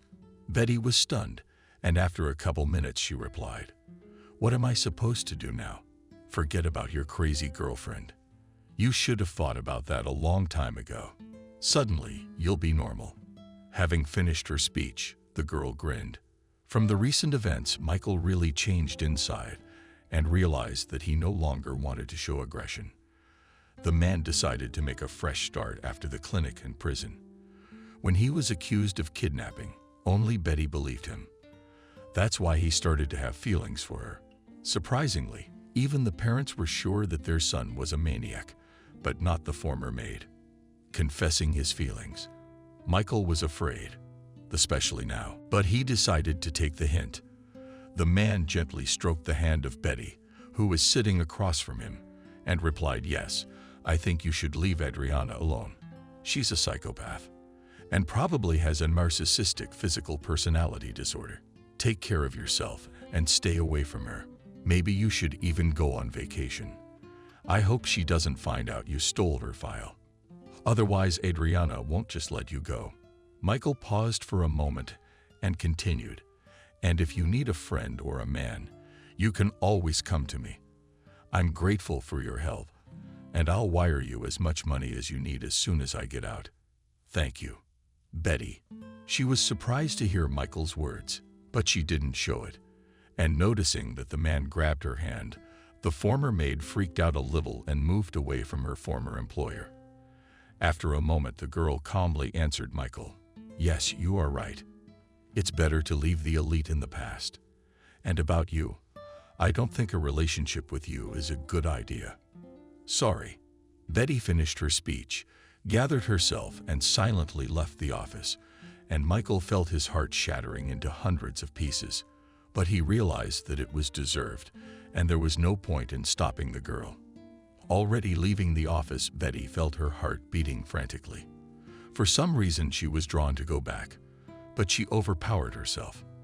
The man was still attractive to her, but after everything she had been through, she couldn't trust him. Certainly not after the abuse. She didn't see herself as a victim, and she didn't want to get caught up in the Carmona triangle. And anyway, she was doing all this for the money, wasn't she? Walking out of the police station, the girl felt defeated, so she looked at her phone and explored the neighborhood. There was a cafe nearby. She decided to head there. It's about time to get drunk, Betty thought. After walking through the dense park, she was only a couple of meters away from the unfortunate cafe. Her legs were already tired. Betty mentally berated herself for not calling a cab. It was pretty dark outside, and the girl thought for a second that a shadow had slipped past. She reassured herself that she was tired, and it was only the branches of trees flickering before her eyes. Suddenly, she heard a crunch and felt a wild pain in her head, and then a fog. Behind Betty's body stood Adriana with a cobblestone, who was muttering to herself, "I'm so sick of you, stupid maid. I should have put you on a chain right away." A few hours later, Betty woke up in the basement. Her head was groomed, and an anti-sanctions band-aid was visible on her hair.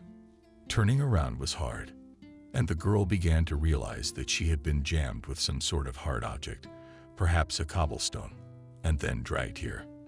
After some thought, the maid realized that Adriana was probably behind it. Betty even felt like laughing at the silliness of the situation. Just when she had decided to drop the investigation, Michael's ex-wife had decided to silence her. Reflection. The girls were interrupted by a mouthpiece or some sort of speaker limited to the wall, which was hard to notice at once. From the device came a woman's voice. "But hello, beautiful. You're awake at last. I had to sit with you for hours. But tell me, why did you mind your own business? You could have lived happily ever after. And after the strangling incident, vacationing on an island somewhere.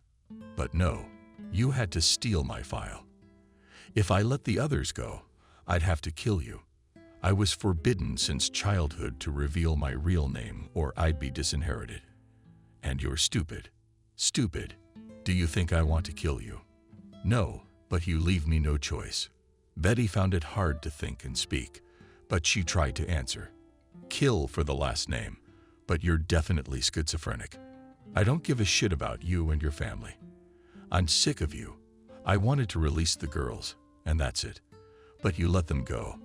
I was the last to know, and I was gonna drop the case. But no, you had to silence me." Adriana went into a frenzy. No one had ever called her sick. No one knew about her diagnosis, and now she wanted revenge. But time was short. "I'll deal with you later. Leave you for my sheepdogs to feed." "Oh, you didn't know I had dogs. They've been all over the place lately. I think you'd make a great steak." After that, the girl turned off all her devices and went to seduce her new fiancé. Alfred won't be waiting long. After all, there are plenty of single women who want him. Betty was cold and scared, especially after the words about the steak. She remembered her nightmare about Adriana and Michael being cannibals, and she felt uneasy at the mere thought that the dream would come true. At this time, Adriana was asking Alfred to evaluate all of her new outfits. A black, short and ruching dress with a power cutout, as well as a purple one with a slit up the leg. Well, the last variant of the updated closet also demanded the evaluation of a transparent dress made of a special film. The man laughed when he saw the third dress. Yes, he was certainly crazy about Adriana and her looks, but modern fashion scared him. The girl was standing in front of him in almost nothing but lingerie, and of course he wouldn't want her to wear that. What if she wore it to a party? Then she'd have a lot of suitors. Alfred advised me to keep only the first dress, as it fit her perfectly. When the girl smiled sadly and pouted her lips naively, the businessman could not stand it and ran up to his seductive. He then grabbed Adriana and pulled her to him, starting to kiss her lips greedily. A few days after the Passion Night, Alfred and Adriana Michael were released from jail. He felt great, free at last. Now it was possible to drink cognac at any time of the day or night, and to socialize again only with the people with whom one wanted to. Speaking of people, Michael missed his former maid very much, so he picked up the phone and called Betty, but the answer was only a dial tone. After Michael got home, the first thing he did was shower and eat, and then sat on the bed. There was no way the man could stop thinking about Betty. He just wanted to hear her voice or her laughter. So he dialed her number again. But this time the phone was already off. Michael was confused by the fact that the girl was ignoring him again. After all, they had agreed that after prison he would give her the money. So the man continued to call Betty without ceasing. And then the businessman decided to come to visit her. And the man found out the address quickly. It was not difficult for him to run the data about the maid through the service agency. Having received the desired address, the man called a cab and arrived at the place. Then he got out of the car, entered the entrance, and went up to the 4th floor. After knocking on Betty's door several times and seeing no response, Michael became frustrated and decided to leave. Just as the man began to descend the stairs, a neighbor came out and beckoned him over. The elderly woman stated that Betty had not been home for 4 days, and it was scaring her. Gino and Betty were not just neighbors, but one might even say friends. Betty visited her grandmother regularly, bringing her groceries and scrubbing her floors. The women bonded over their hatred of other neighbors who were getting drunk and debauched in the entryway. After communicating with his neighbor, Betty man was scared out of his wits. He was tormented by thoughts that the girl was kidnapped by Adriana. But Michael did not know what to do in this case, especially since recently in the police department he himself offered the girl to leave everything in this city and go away to rest. Michael made a decision. If Betty doesn't respond to his last text message, tomorrow he will run her number through military acquaintances and find out where her smartphone is. Waking up in the morning, the man wrote the following text to his favorite girl's number. "Hello, dear Betty. I am guilty of many things to you and will not impose on you again. Just say it's all right. That will be enough for me." In a minute, Michael's cell phone received a reply message, "Everything's okay, dear." The man looked at the smartphone screen in surprise. Betty, she never called him that. It wasn't her style. She liked to use a diminutive nickname. Adriana, on the other hand, just loved the word darling. Despite the promises he'd made to himself, yesterday Michael realized he wouldn't rest until he ran the maid's number. In the meantime, Adriana was snickering with the phone in her hands. Suddenly, she stopped briefly and moved closer to Betty, who was sleeping sweetly in the arms of the battery. The teacher gave her victim a little shake and asked, "And you always take so long to sleep. I have some news for you here." Betty opened her eyes wide and stared at Adriana. A moment later, coming to her senses, she asked, "What is it?" Adriana smiled predatorily and quoted her ex-husband's message, and then switched to Betty. "But what do you think of the message? My husband seems to have a crush on you." "Oh, ex-husband. Although who are we kidding? Status never stopped you. You know what the funny thing is?" Betty sighed and asked irritably, "And what's that?"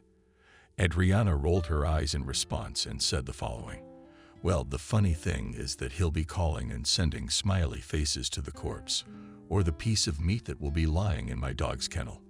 And I'll be telling him about endless love in the Bahamas, like I love him. I mean you, but I can't go back to him. There are only beautiful, tanned men around." Betty twirled the finger of his free hand at his temple and asked Adriana, "Maybe you should continue your treatment. I'm just a little sick of you." The girl was hungry and tired, so she continued to speak negatively. She started screaming, "Let me go, you sick psychopath.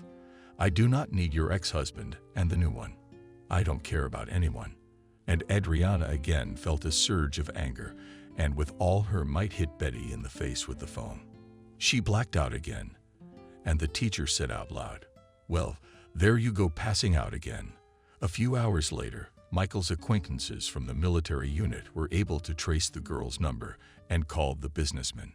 They informed him that the phone was last online in the area of One Forest. There is another well-known garage cooperative there. The man decided to clarify who owns the cooperative, and when they told him that or not, everything fell into place. Michael decided not to call the police, but to go straight to Betty and save him and save her. He didn't trust anyone, especially after the incident with the charges in jail. Everyone but Betty had given up on him, so it was impossible to abandon her. Preparing his gun and knife, the man felt more confident and called a cab for the garage cooperative. Arriving at the place, Michael was horrified at the territory was about 10 garages, and outside it was gradually starting to get dark. Should I knock on every garage, or is it better to start shouting? Would it help? Michael pondered aloud. After 5 minutes, however, the man decided to try both methods in practice. Betty was lying unconscious on the basement floor. Suddenly, she heard a creepy man's screams through her sleep. The girl thought to herself, "What a nasty voice." Forgetting that she was not at home, the girl tried to get up and yelled back before opening her eyes. What the hell for? Suddenly regaining consciousness from her own screaming, the girl realized that the man screaming outside was Michael, and he was looking for her. After several unsuccessful attempts to reach the man, Betty realized it was ineffective. It is likely that isolation has been carried out here, the girl thought to herself. There was a small battery and a toilet near Betty, so she had an interesting idea to use a chain to disintegrate the technical devices.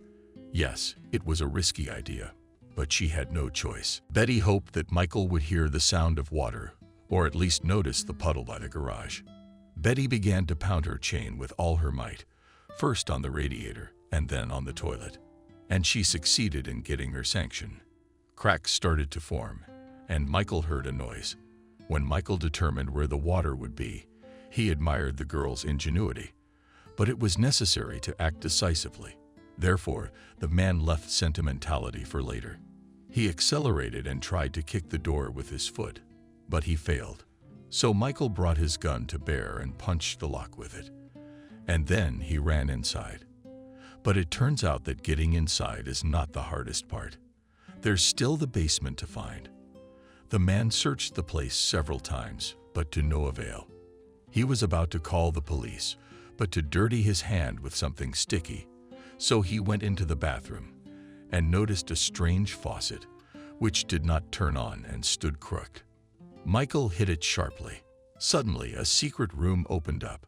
He went down the stairs to the basement and saw the wet cube jumping from behind the boiling water. Michael quickly oriented himself. First, he found the keys to the chain, then connected it from the girl's hand, and then dragged Vetu towards the exit. Once out in the open, the happy couple ran toward the road. When Michael caught a cab, he immediately took Betty to his house to protect her from Adriana's paw. At this time, Alfred rewrote Serioja's company to Adriana, and after signing the contract, the businessman looked tenderly into her eyes and said, "Will you marry me?" And Adriana answered the man without hesitation, "Yes, my love." "Well, wait a minute. I want to check something on my phone." The businessman nodded and said the following words, before retreating to the kitchen. "Okay, I'm very happy. My baby girl that you agree. I'm going to go. I'll pour us each a glass of champagne. Soon a new life awaits us without the old mistakes." Adriana smiled and waited until the man stepped away, and then turned on the video surveillance system on her smartphone. Seeing that the basement had flooded and the girl wasn't inside, we teacher couldn't help herself and sagged out loud. Alfred heard the mat from the lips of his beloved and jumped up to her with champagne. holding out one line glasses. The man asked what's wrong. "Sweetheart." Adriana realized the need to lie and said, "Yes, the ex-husband is annoying. Still won't leave me alone. Well, you know him. Michael calls me every once in a while, and it's getting really annoying. You can help me deal with him." Alfred blushed with anger and replied, "Let's go. I'll beat him up." Adriana smiled enigmatically and threw back at him. "Let's go." Michael fed Betty some fruit and gave her his clothes from the closet. The girl went and changed her clothes and told Michael about the assault, and at the end of the story emphasized that she needed to go to the police today and file a report on Adriana. The former maid was convinced that it was time to end things with Adriana. If she didn't go to jail now, she was bound to kill someone. Michael, not thinking long enough, agreed. And just as the couple threw on their outerwear and hailed a cab, suddenly the doorbell rang. Looking through the peephole, the man sighed disappointedly and said out loud the following text: "Yes, we're here now, it seems, and ideas are hiding and call the police. And I'll deal with our guests. Tired of running from my ex-wife and her accomplices already. She may know how to piss on women, but she can't beat me in a fight." As Betty hid in the closet and called the police department, Michael suddenly opened the door and a loud rumble was heard. Apparently, someone had fallen and broken the dishes. Unfortunately, it was Michael who fell. Alfred knew where to hit, so he immediately aimed for the nose to get revenge on his fiancée's ex-husband. After the man who opened the door fell down, Alfred declared, "One more time you touch my sweetheart, and I will unscrew your head. She told me how you beat and strangled her. You're a maniac. You're not my friend anymore." Michael stood up, got ice from the refrigerator, and put it on his nose. When the bleeding stopped, Michael threw the ice away. He walked right up to his former friend, suddenly grabbed him by the head, and started slamming him against the wall. The elaborate brawl continued for about half an hour, and the police never arrived. Adriana was the first one who couldn't take it anymore. She pulled out a knife and told Michael to stop. But as soon as he stopped, Alfred got back into the fight. Then Betty couldn't stand it any longer and ran out into the corridor shouting, "Stop. Alfred, I may not know you, but you trusted the wrong woman. She's a maniac, and I have real proof." The men stopped fighting and stared at Vetu, and Adriana was about to stab the girl. And Adriana clenched her fists and then ran forward and swung at Vetu. But suddenly there was the sound of a gunshot. When Michael and Betty came home, the man handed her his gun so that she could always stand up for herself and no longer be afraid of Adriana. But no one knew that the girl would use it already today. When Betty saw the point of the knife, she reflexively pulled out the gun and fired. Everyone called an ambulance, but Adriana was beyond saving. The girl died from a direct shot in the stomach. Of course, together with the ambulance came the police. At first, Vetu, together with two angry men, were taken to the department, but then the girl was released. It was self-defense. Even Alfred confirmed the words of the former maid, although to the point of madness he wanted to avenge her for the death of the woman he loved. Betty was also acquitted in court. She provided not only video footage from Adriana's CCTV camera, but also data about her mental health condition. When Alfred learned the truth about his lover, he stopped hating Michael and Betty, and then even thanked them for saving his own life. Michael failed to win back his company from Alfred and Adriana's father, but the man opened a new company. Now the successful businessman sold not building materials, but medicines.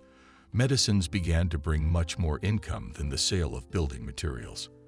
After the incident, Michael and Betty became very close. They wanted to start a family and decided never to remember the past again, and especially Michael's outbursts of rage and Adriana's death. Michael became about husband cleaning and cooking, and in the house he decided to do his own chores. And Betty forgot flirting with strange men and finally realized her long-held dream. She married a rich businessman. 3 years later, the happy couple had a long-awaited baby boy. They named the boy Joy. The couple decided to bring up the boy strictly, so they tried not to spoil him with luxurious gifts and taught him to appreciate money. Betty revised her views on life after the birth of the child. She realized that never and under no circumstances should not get involved with a married man, even if it seems that the young man is ideal by all parameters. Behind his beautiful facade can hide a lot of unpleasant things. No one can tell you how many skeletons a couple has in their closet and what will happen to your life if you get involved in someone else's marriage. Betty may have gotten her way, but at what cost? Fights, kidnappings, murders. Not every girl would want to go through that to start a family with a rich businessman and have a child. And is the money worth the agony? Probably not. Betty married Michael not because of his financial status, but because the man saved her from his wife Adriana's monster and then showed her what caring and love are. You should only fight for a relationship if there are feelings there, and if there aren't, it's best to back off. It is likely that the married suitor already has a crazy Adriana of his own.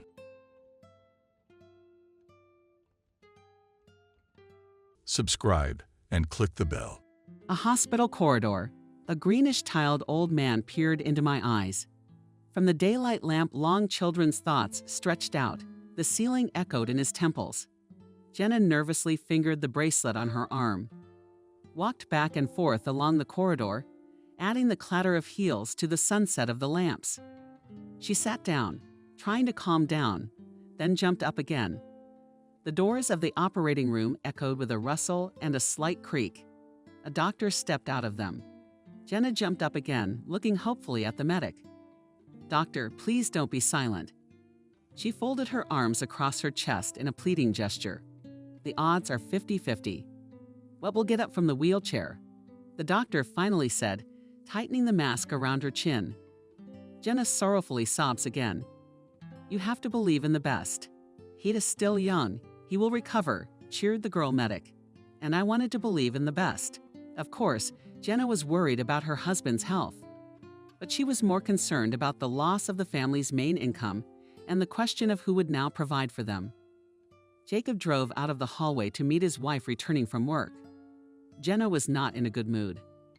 Lately, this state had become a constant for her. She had to get up early, work, do household chores, and still take care of her invalid husband.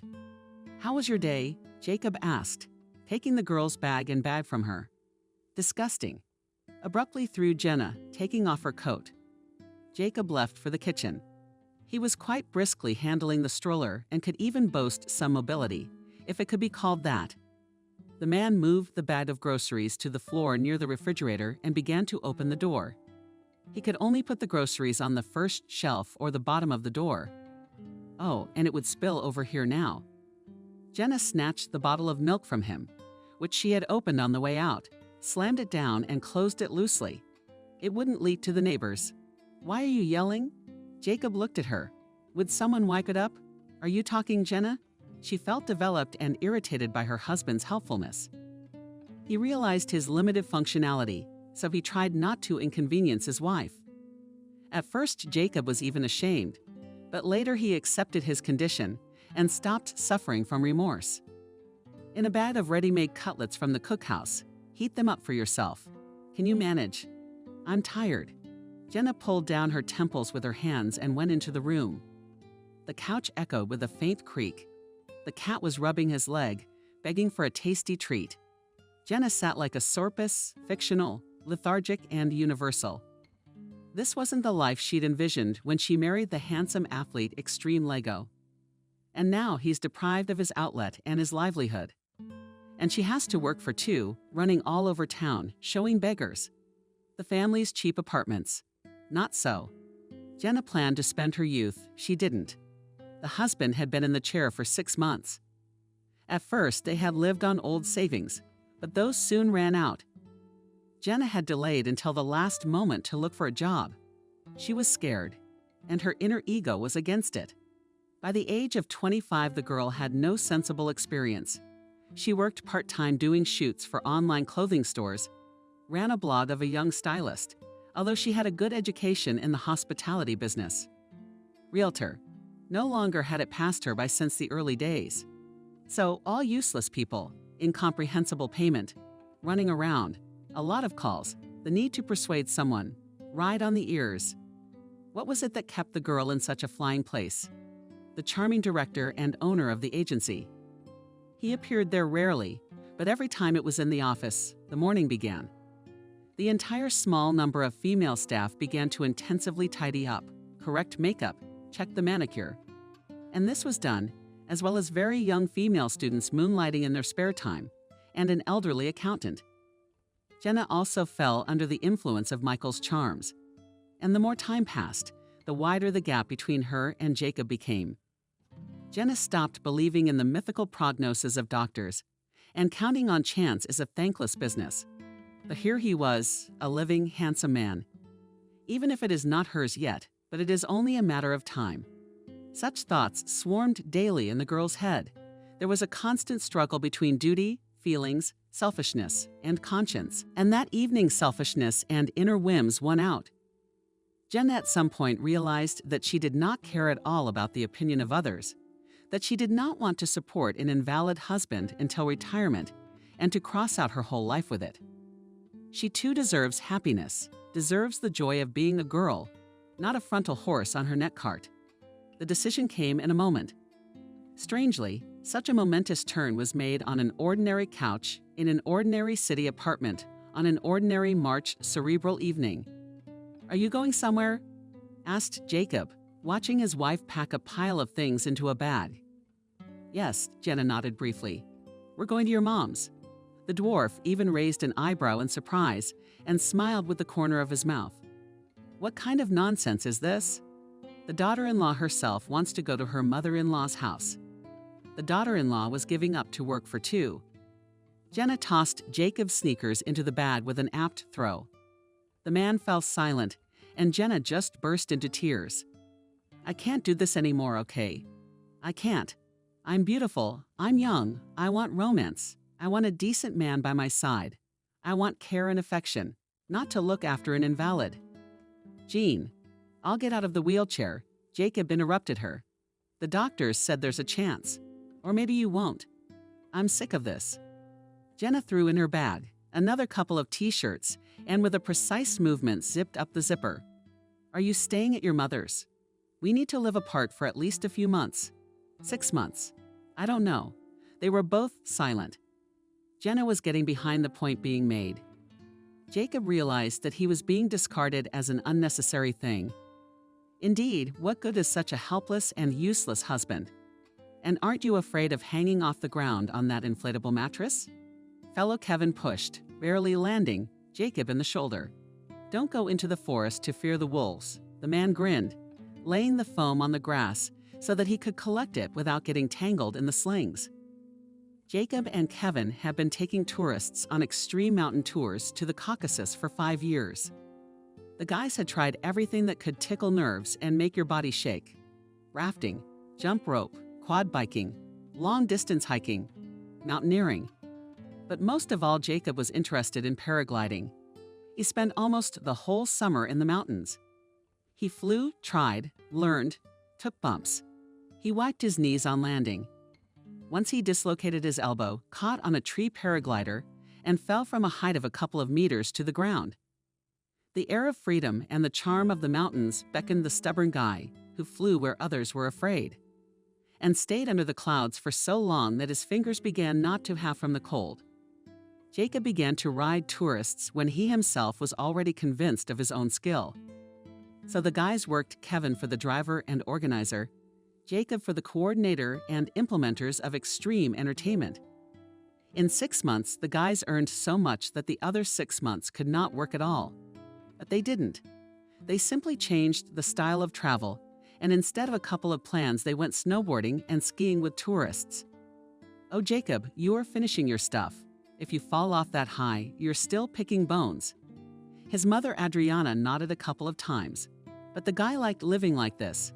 It's 100 times better than sitting in a stuffy office poking at buttons. Dangerous. So what? It's dangerous to sneeze in public these days. So what? Now I'm not going out. Of course not. You have a great education. Go to the bank, make a career. My mother wouldn't stop. and the children will go too. Will you go to the mountains? No wife, no kids either. Mom, why are you bothering again? Jacob sighed tiredly. Parent was in her repertoire. Talks about the dangers of paragliding and frivolous with the tourist business were repeated regularly, even if it brought decent money. With Jen and Jacob met in a social network. He was bored on a winter evening. Guy scrolled through the newsfeed and came across the page Pretty Girls. Something about this brunette rather caught the young man's eye. Word of mouth. They went on a couple dates. The girl was impressed by Jacob's boldness and passion. He took her on several trips, even offered to take her paragliding, and that evening selfishness and inner whims won out. Jenna at some point realized that she did not care at all about the opinion of others, that she did not want to support an invalid husband until retirement and to cross out her whole life with it. She too deserves happiness, deserves the joy of being a girl, not a frontal horse on her neck cart. The decision came in a moment. Strangely, such a momentous turn was made on an ordinary couch in an ordinary city apartment on an ordinary March cerebral evening. Are you going somewhere? Asked Jacob, watching his wife pack a pile of things into a bag. Yes, Jenna nodded briefly. We're going to your mom's. The dwarf even raised an eyebrow in surprise and smiled with the corner of his mouth. What kind of nonsense is this? The daughter-in-law herself wants to go to her mother-in-law's house. The daughter-in-law was giving up to work for two. Jenna tossed Jacob's sneakers into the bag with an apt throw. The man fell silent, and Jenna just burst into tears. I can't do this anymore, okay? I can't. I'm beautiful, I'm young. I want romance. I want a decent man by my side. I want care and affection, not to look after an invalid. Jean, I'll get out of the wheelchair. Jacob interrupted her. The doctors said there's a chance. Or maybe you won't. I'm sick of this. Jenna threw in her bag another couple of t-shirts and with a precise movement zipped up the zipper. Are you staying at your mother's? We need to live apart for at least a few months. 6 months. I don't know. They were both silent. Jenna was getting behind the point being made. Jacob realized that he was being discarded as an unnecessary thing. Indeed, what good is such a helpless and useless husband? And aren't you afraid of hanging off the ground on that inflatable mattress? Fellow Kevin pushed, barely landing, Jacob in the shoulder. Don't go into the forest to fear the wolves, the man grinned, laying the foam on the grass so that he could collect it without getting tangled in the slings. Jacob and Kevin had been taking tourists on extreme mountain tours to the Caucasus for 5 years. The guys had tried everything that could tickle nerves and make your body shake. Rafting, jump rope, quad biking, long-distance hiking, mountaineering. But most of all, Jacob was interested in paragliding. He spent almost the whole summer in the mountains. He flew, tried, learned, took bumps. He wiped his knees on landing. Once he dislocated his elbow, caught on a tree paraglider, and fell from a height of a couple of meters to the ground. The air of freedom and the charm of the mountains beckoned the stubborn guy who flew where others were afraid, and stayed under the clouds for so long that his fingers began not to have from the cold. Jacob began to ride tourists when he himself was already convinced of his own skill. So the guys worked Kevin for the driver and organizer, Jacob for the coordinator and implementers of extreme entertainment. In 6 months, the guys earned so much that the other 6 months could not work at all. But they didn't. They simply changed the style of travel, and instead of a couple of plans, they went snowboarding and skiing with tourists. Oh, Jacob, you are finishing your stuff. If you fall off that high, you're still picking bones. His mother, Adriana, nodded a couple of times. But the guy liked living like this. It's 100 times better than sitting in a stuffy office poking at buttons. Dangerous. So what? It's dangerous to sneeze in public these days. So what? Now I'm not going out. Of course not. You have a great education. Go to the bank, make a career. My mother wouldn't stop, and the children will go too. Will you go to the mountains? No wife, no kids either. Mom, why are you bothering again? Jacob sighed tiredly. Parent was in her repertoire. Talks about the dangers of paragliding and frivolous with the tourist business were repeated regularly, even if it brought decent money. Would Jenna Jacob met in a social network. He was bored on a winter evening. I scrolled through the newsfeed and came across the page Pretty Girls. Something about this brunette rather caught the young man's eye. Word of mouth. They went on a couple dates. The girl was impressed by Jacob's boldness and passion. He took her on several trips, even offered to take her paragliding, but she said no. Everything spun quickly, and in less than 6 months he proposed to her. Jacob was not embarrassed that the chosen one is spoiled, somewhat capricious, ambitious. But she always waited at home, cooked delicious salads and breast, did not criticize his hobbies. At work, Jacob's spouse did not kick out. Let her do what she likes, he told his mother. I earn enough for two, but always beautiful and fresh. Jenna was more than happy with this arrangement. She was already dreaming of a full-service travel agency, a house somewhere by the sea, a column in some fashion magazine. Life went on at its own pace. Jacob and his wife lived together for a year and a half. His mother gave them her 2-room apartment, and she bought a small house in a village outside the city with her savings and moved in. But on the condition that soon there would be grandchildren. Jacob joked. Jenna rolled her eyes. Children were not in her plans for the next 100 years. But Adriana didn't need to know that. Instead of children, Jenna suggested her husband get a Spitz. Jacob was not against it and promised that after the next tour they would go together. Breed her and choose a puppy. A happy Jenna stayed home in anticipation, and Jacob and Kevin took the hikers to the mountains. Jacob was warned by everyone that the good his passion for flying would not end. But fate had other plans. The return trip in the mountains came in rainy weather. In late August, Kevin drove a minibus with a group, extremely careful to slow down on the serpentine corners. Jacob dozed in the passenger seat in the front, tired from the busy program and the early rise. It all happened in a split second when a dashing local in his car spun out of the turn and into the oncoming traffic. Kevin, you steered sideways to avoid hitting him. The car rolled over on its side and hit the passenger side of a pole and a concrete barrier. Jacob squeezed barely in half between the roof and the dashboard. The other passengers sprinkled like peas in the cabin, but thankfully no one else was so seriously hurt. They suffered abrasions, bruises, bumps, and a couple of broken fingers. Kevin dislocated his arm and suffered a concussion. Substantial Jacob was pulled out by emergency workers only 40 minutes later. Even rescuers don't travel fast in the rain in the mountains. He was taken to the nearest hospital, but there was no one there to take on the complicated operation. The man was urgently sent home to the capital of the region. There he could be given at least a chance to get back on his feet. The operation was successful. Jacob recovered quickly, but below the waist he was paralyzed. Without words, it was clear that extreme sports were over for life. Extreme and the job he loved. The minivan was beyond recovery. The firm was wiped out, with no transportation and no chief instructor. Jenna howled when she realized her beautiful, comfortable doll life was over. Her attitude toward her husband changed almost immediately. Whereas before she had seen him as a heroic pillar of leadership, a lover of danger, now only a source of trouble. Jacob experienced the crisis of mobility deprivation for a long time. He became depressed. 10 times a day he reviewed photos from trips, pulled the edge of the paraglider out of his backpack. The one in his hands sighed as he stared at one point.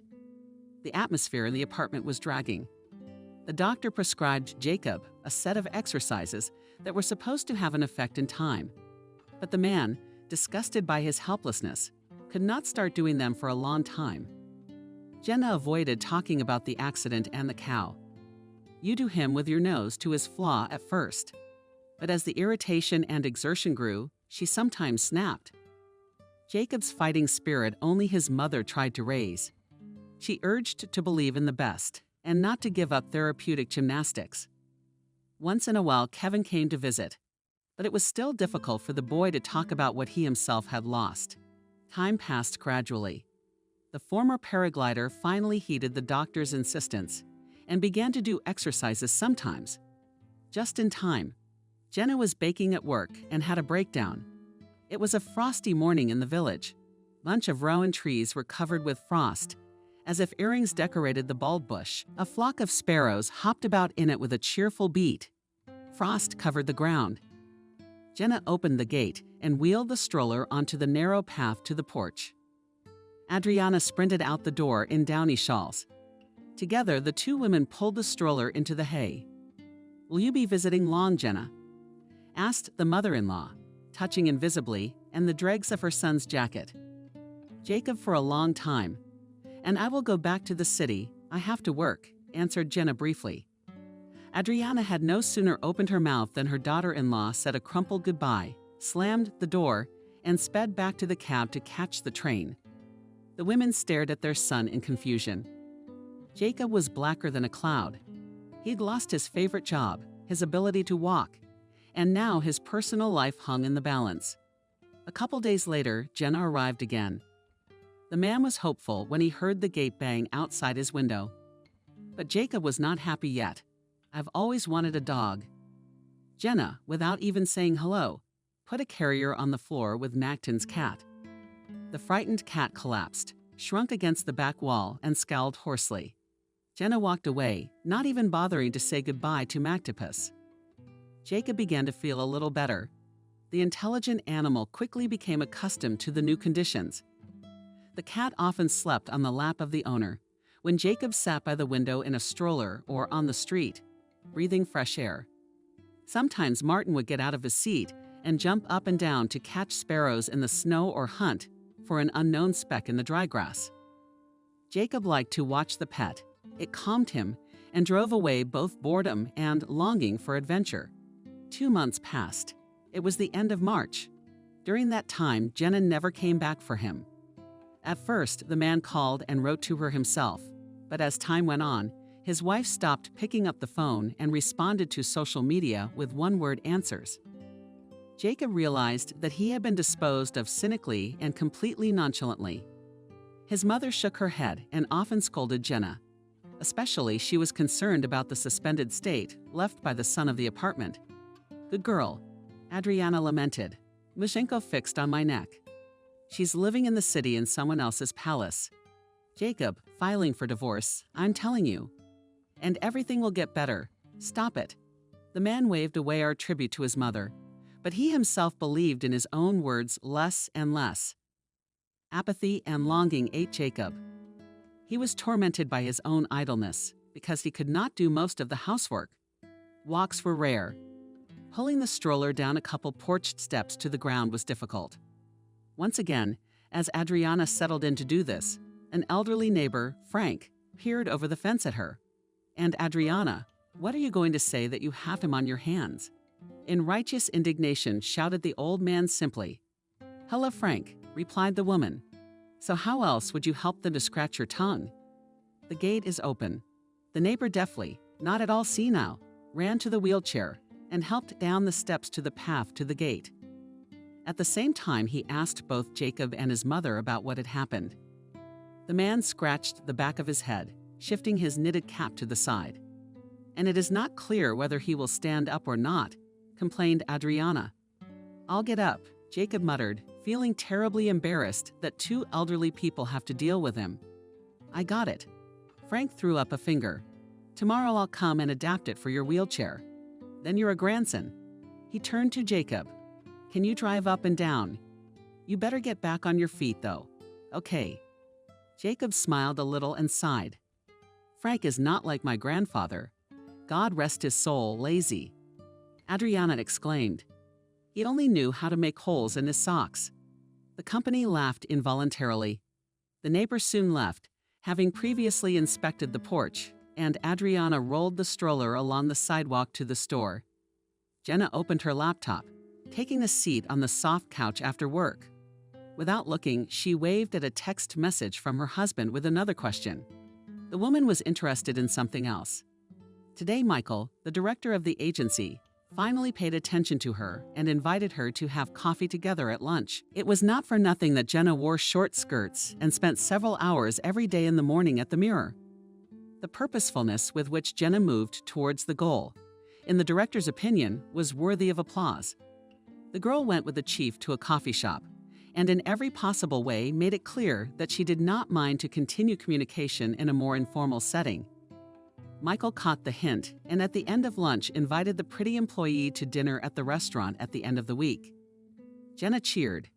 "His suit is clearly not from a local seamstress," Jenna muttered under her breath as she looked at pictures of her boss on social media. "And a decent watch and cufflinks." Her eyes burned with admiration, but more with herself. From the moment Jenna had put her husband in the care of her mother-in-law. A month had passed, and in that time she realized that she was not living so badly. Work was suddenly no longer stressful. Cooking and cleaning became a rare worry. There was enough money for herself and still had time to shoot for clothing catalogs. Sometimes on the mental horizon slipped thoughts of divorce, but so far Jenna them from the metal. It was necessary to prepare the ground for a run-up, so as not to sit soft place in a puddle. How calculating. Cunning woman Jenna understood this and therefore did not rush, although Jacob could have been served at any moment. But she'd think of something, and not much believed Jenna that kind. Attached to her Jacob first will go to such a step. The pictures of the boss told Jenna what she wanted to know.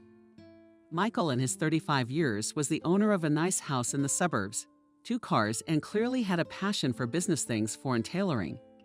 The girl leaned back contentedly on the back of the sofa, scrolling through in her head options for outfits for a future date. A sick husband and the overall fact of a legal marriage did not slow Jenna down one bit.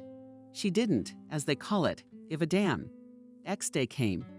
Michael came to pick her up in his automobile. Jenna, from the moment of her work in the agency, tried not to spread much about her personal life. She took off the ring right after she sent Jacob to the country, and so in the car she was already flirting with her boss, who was 10 years older than her. The girl got what she wanted. In the morning, she woke up in the house of her lover. Michael brought her coffee and asked if the young lady wants to go to the skating rink. A couple days later, Jenna coquettishly agreed. Everything went according to plan. She told Mike what he wanted to hear, and he was slipping into an affair with his coworker. At work, they decided not to publicize the relationship, although it was difficult to hide something in the female staff. Soon the whole office was judging that the head had a young mistress. Jenna quietly laughed at the chicken's colleagues, but to reveal the secret was in no hurry. Michael was her target. The first day of April was too warm. It was as if the sun had reached the clear sky, and now it could make all the plants bloom in one day. There were even some sleepy flies in the air, stupefied by the sudden joy of plus 19 degrees. Fyodor Frank scratched his stubbled chin and took his visor, looking at the sun. "Look how it's resolved." He nodded to Jacob. The man sat in his baby carriage on the path by the porch and kept route company with this neighbor while he remodeled the Bukovina into a sturdy, smooth slope. On Jacob's lap stomped Martin the cat. He Charlie had paws Olympic at the owner. "Now we'll put something here than there, and you'll ride like a racer," shouted an elderly neighbor, wielding a hammer. "Yes, at least we do not violate traffic rules," smiled Jacob. He'd been a little more spirited lately. Maybe it was the weather, or maybe it was the fact that Jenna had practically abandoned him. Either way, clarity had come. Besides, Jacob had figured out a way to brighten up his hated idleness. He decided to write a book about his journey to the paragliding regimen. He found a blank notebook in his desk and began to jot down ideas. Jacob had never written any texts before, unless you counted the essays at school. However, his work went quite briskly. It was the abundant reading in the winter evenings. His mother had always favored books and had plenty of them at home. In the same winter evenings, he and his parents. Sometimes the two neighbors were in the kitchen, reading opposite each other, drinking herbal tea. At such moments, Jacob forgot that he was deprived of the ability to walk and became a little happier. Martin stretched his striped back, jumped to the ground, and hid behind the fence on some feline business. Done. Frank looked at the completed work and then turned to Jacob. "Only son, try to drive in by yourself." Jacob, helping himself with his hands, began to carefully roll the stroller up the man-made at the ramp. A few minutes, and he with his vehicle without any help was already at the door to the house. "Well, that's good," praised his neighbor. "Grandpa," came from the fence. "Are you here?" Let's go to lunch. I'm a schismatic boiled. Jacob turned his head at that ringing, like a crunch of thin ice on puddles. A voice from outside the wicket was waving its arms, a girl in a striped sweater. Her blonde curls were poking out from under her beret, and her bright blue eyes were visible even at a distance of a few meters. My granddaughter Lisa. Frank nodded imperceptibly. Jacob is in town for the weekend to study. At whom? The old one still didn't understand. Grandpa, come on, let's go, it's getting cold. All demanding, fuel foot. Guests behind the wicket. I'm coming, and why are you shouting? Good-naturedly waved her neighbor. I'll go. Adriana, say hello. See you again. The bolt under the roof is bad. It could do with a new one. Frank gathered the tools in a bag, waved to Jacob, and went out the gate to his granddaughter. The man thanked his neighbor for his hard work and suddenly realized that he couldn't stop thinking about Lisa, even though he hadn't even met her. April continued to bring warmth and wind. Rare gray-white piles of snow remained on the flower beds, and among them sprouts of the first spring flowers were sticking out of the ground. Jacob had not written Jenna for a long time, but was actively working on the book. The second notebook was already written. Carts, can you get to the store yourself? Have you run out of salt? My mother yelled from the kitchen, and I can't move. The pies will burn and the soup will run away. The way to the grocery store was simple, a straight asphalt path of 250 meters long, the entrance to the premises without steps and a path without potholes. I can do it, Jacob said. He hastily put on his jacket, checked the change in his pocket, and rolled towards the wicket. Happy that he could help at last. It's time to go for a walk, his mother looked out of the window. The tires of the stroller rustled quietly on the already dry asphalt. Jacob moved slowly, looking at the village. In the gray and dull winter, it was depressing. But when the sun came out, the carved old skates played at once. Benches lived on the roofs. In front of the yards looked colored tires in the future flower beds. Nimble sparrows dragged grain from the chickens' feeders with ringing cuttings. Somewhere sheep were sick. The noise gladdened the heart, heralding the coming warmth of people and animals. Jacob got to the store without problems, bought salt, and rolled back. Almost back to the house, he heard the pitiful familiar meows from the roof of the neighbors. The man looked up. There was Martin sitting on the roof. Jacob had seen from the window that the cat used to climb up there on scaffolding. The neighbors were repairing something in the attic, or consisted almost all winter. But the repair was over, the scaffolding was removed, so as not to wait for the flower bed in front of the windows. And poor Kodov was trapped. There was no tree nearby, no roof lower than a suitable fence to climb down.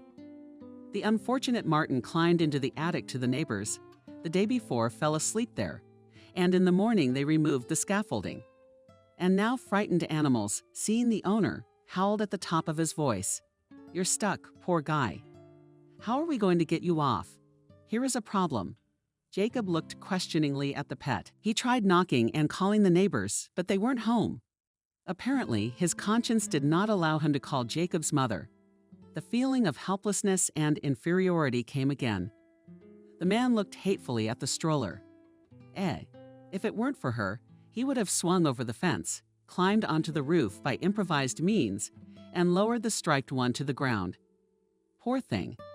A familiar ringing voice snapped Jacob out of his musings. Frank's granddaughter was standing nearby, and once again she took to the roof. Yes, I wonder how to get it. Cautiously nodded Jacob. Well, you don't have much to think about, remarked Lisa. Well, we can't leave the mustache in the lurch. She put the bag with some food on her colleague's lap, rolled up the sleeves of her sweater, and without shyness, climbed right over the fence to the neighbors. The man only clapped his eyes in amazement. The vivacious girl aroused in him a feeling of real admiration. Lisa went around the house and found an old 3-step skirt by the barn. She shook the find happily, showing Jacob that the idea was there with 3. It turned out to be low enough to climb on the roof, but high enough to reach her hands to its edge and grab the cat's paw. The frightened Martin clutched at the girl's arm exhaustively and looked around with bulging eyes. When the animal was on the ground, Lisa put it directly into the hands of its owner through the hole between the fence bars. and then carefully carried it with the 3 coups to the spot and swung the fence just as deftly in the opposite direction. There was no trace of the sudden intrusion. You had us worried. She knelt down in front of Jacob and affectionately patted the cat's fur. Thank you. I don't know how I would have gotten it myself. Jacob handed the girl a bag of groceries. My name is Lisa, by the way, introduced herself. Obviously you wouldn't, or he would have waited for someone else. The hearty passerby exchanged. The man smiled slightly. It's a good thing you were the passerby. Lisa wrinkled his nose. Let's get on a first-name basis.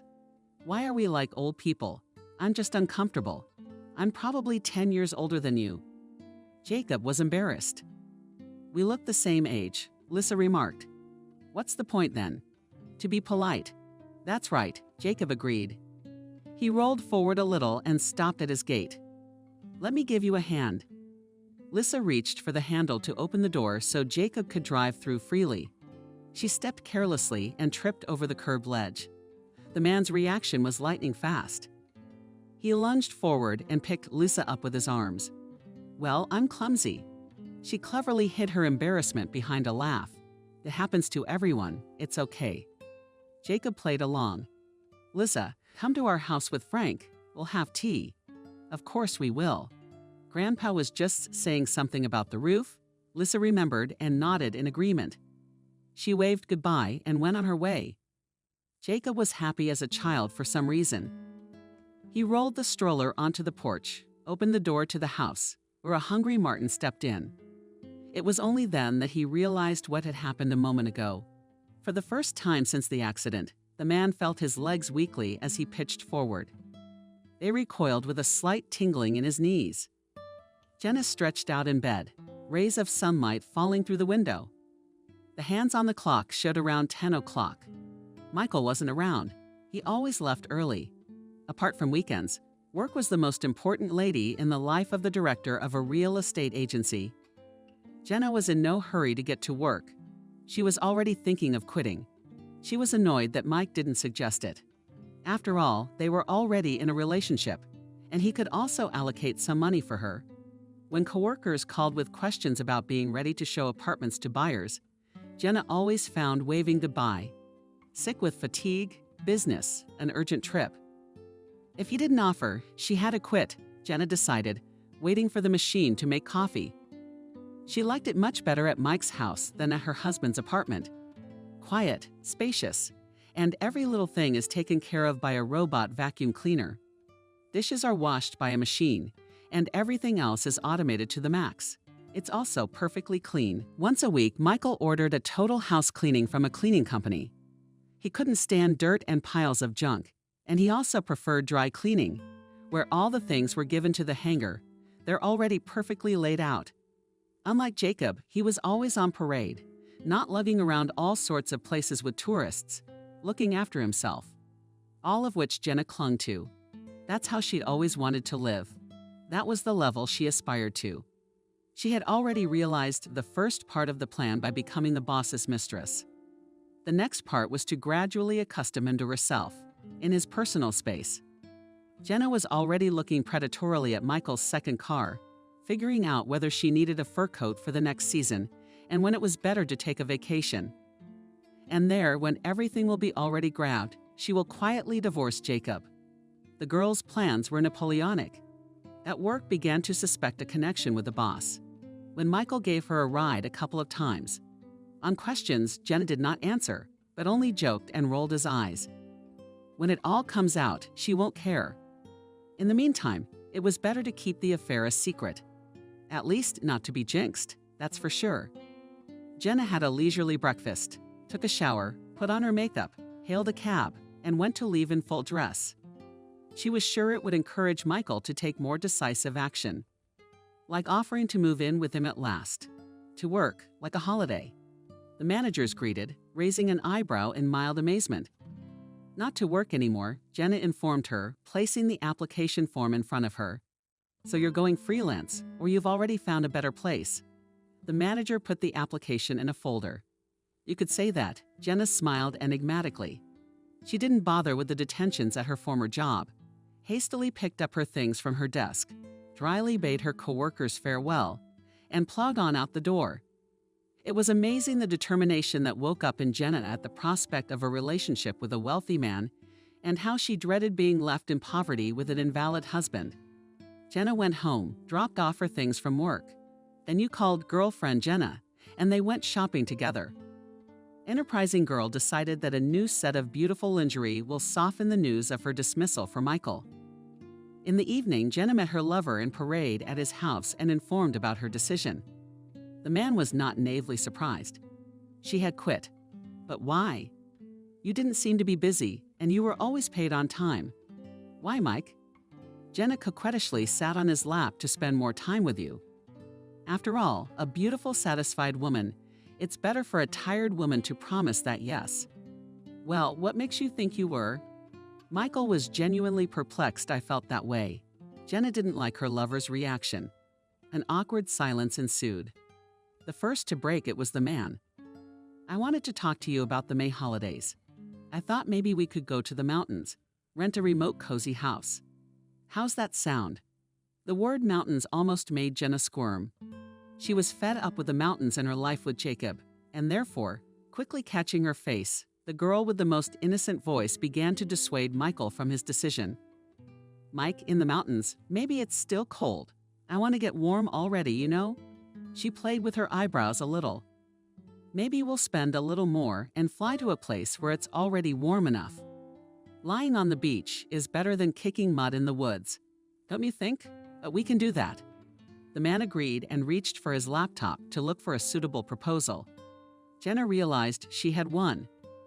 Jacob was waiting for a tea party with the neighbors for some important event. He was also very excited about the return of the weakness in his legs. Had he risen from the ashes of hope to fly again? At least to walk with his feet on the grass. Jacob longed for the paragliding, the mountains of his active life. He had buried it all when he got into the baby carriage. But now there was a glimpse of a chance in the darkness that not all was lost. The man found a folder with the doctor's prescriptions, studied the instructions on therapeutic physical training, and began to exercise slowly. Adriana even let out a quiet tear of joy as she watched her son practicing. She tried to support him in everything, but not to push or nag him. She understood what Jacob had to go through physically and mentally, and that's why she fell behind with questions about Jenna, about motivation, about the apartment. Time will come on its own. Everything will work out as it needs to. The woman sometimes told herself in the evenings, 100 nodding visual spokes to each other. At a warm 12 o'clock, mid-April, on the doorstep of the house appeared Frank with Lisa Vita. The hostess was to invite them into the house, but the brisk grandfather waved them away and said that first work, then and race. So he inspected the edge of the roof and got down to business. Adriana fussed around at first, but then waved goodbye and went away to crack the dumplings. Jacob, Vita's tears settled on the front porch area in case a kind neighbor needed to lend tools. "That's a cool grandpa you have," whispered Jacob in the ear of the girl. "I don't remember my grandfathers. I was little when they were gone. I guess I was lucky." Lisa nodded and smiled as she looked at her relative, diligently tapping his hammer. "And yes, you're right, my grandpa is a good man. An example for the whole family. In hard work and optimism it is noticeable," agreed Jacob. "Do you look like him?" Lisa slyly tilted her head and looked down at Jacob. She rested her hand on the wheel of the stroller. What was her wait-and-see attitude? She looked at the guy. Jacob looked embarrassed for some reason. Her heart was pounding like crazy. This simple and perky student evoked in him a feeling similar to the first flight under the dome of a paraglider. "You are light, witty, and kind," Jacob said in one breath. Lisa as if experienced all the words in turn, and then nodded affirmatively, slightly pictorially, for some reason playfully patted Jacob on the shoulder and laughed. An hour later, vanilla and cherries wafted from the open kitchen window. Adriana, peeking out of the door, called out to everyone, "Yes, throw in that roof, Frank.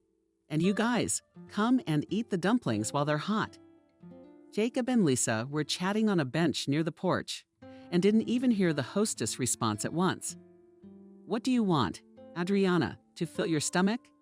Maybe people are in the middle of work." replied the elderly neighbor, wielding the flat options. "Grandpa, don't grumble. Let's go. It'll get cold."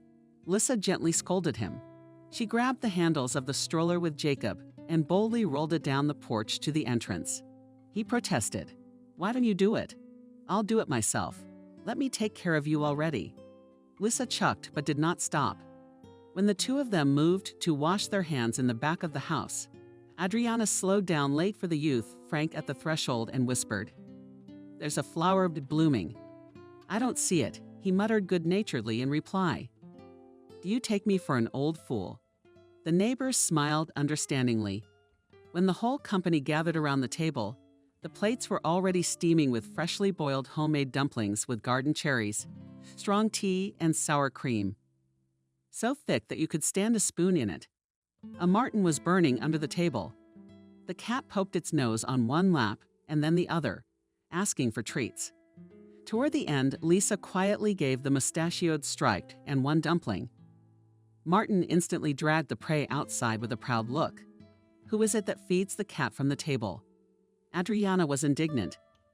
"Adriana, send them for a walk as punishment," winked Grandfather Frank. Lissa and Jacob looked at each other at the same time. That's right, the landlady played along. "The weather is nice. There's nothing to sit out. Go and pick a bunch of flowers." The goose meadow was already showing.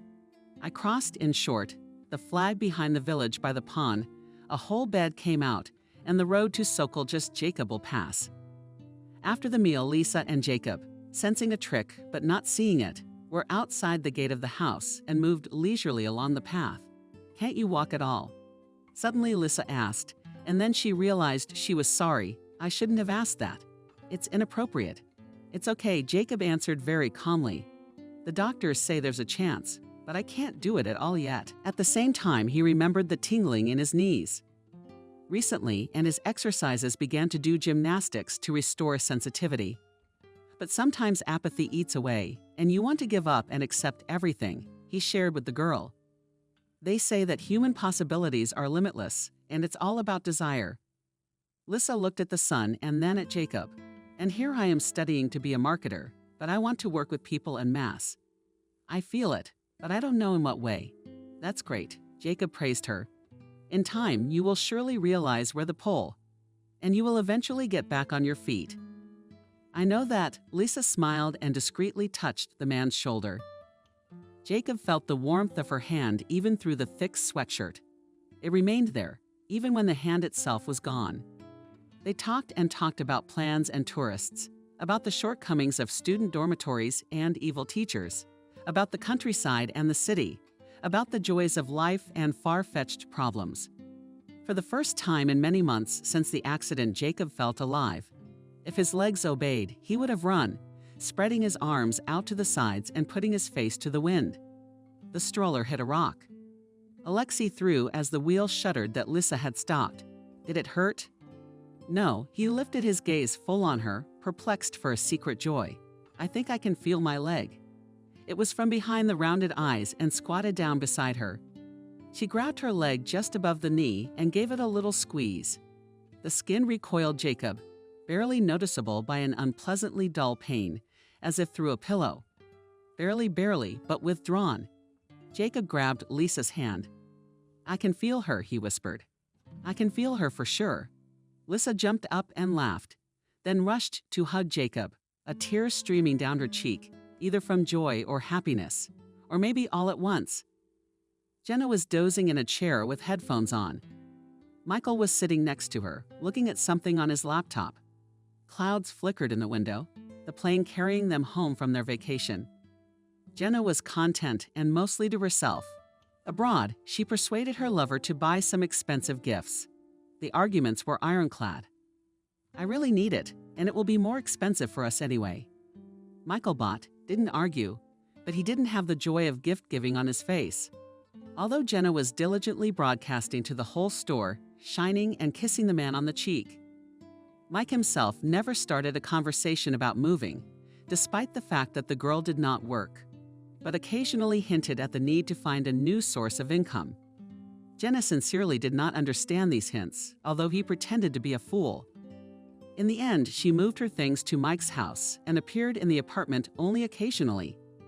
As the couple rested after the morning flight and drank coffee on the balcony, Jenna glanced again at Michael's second car. "I was thinking I might drive. Where to?" Michael looked at her questioningly, carrying his gaze away from his phone screen and work correspondence. "To the store to run errands for fitness."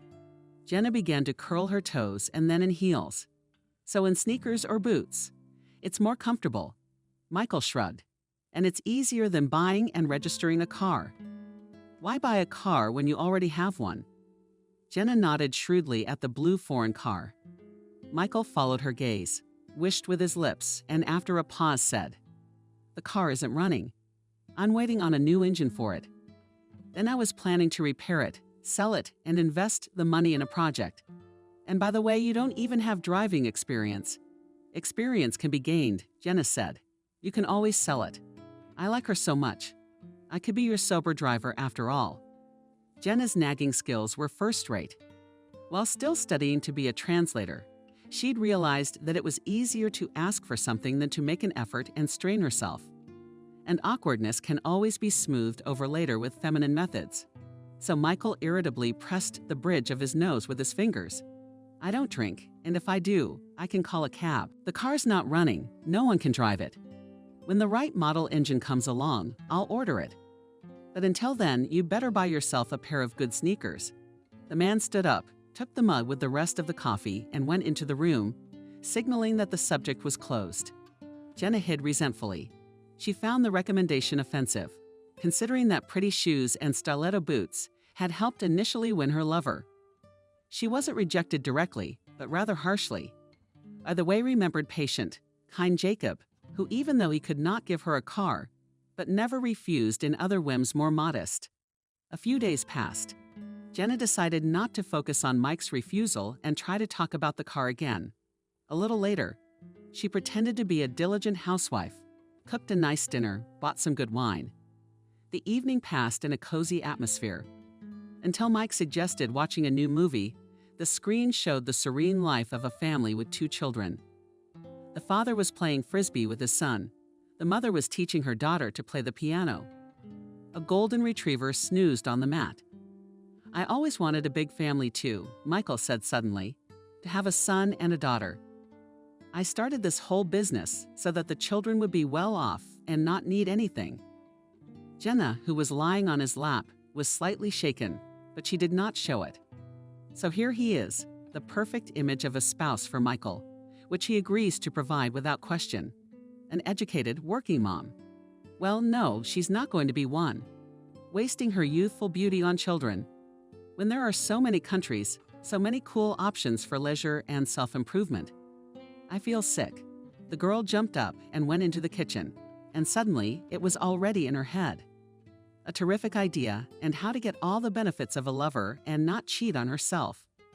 She opened a bottle of mineral water, poured the falling liquid into a glass, and drank contentedly.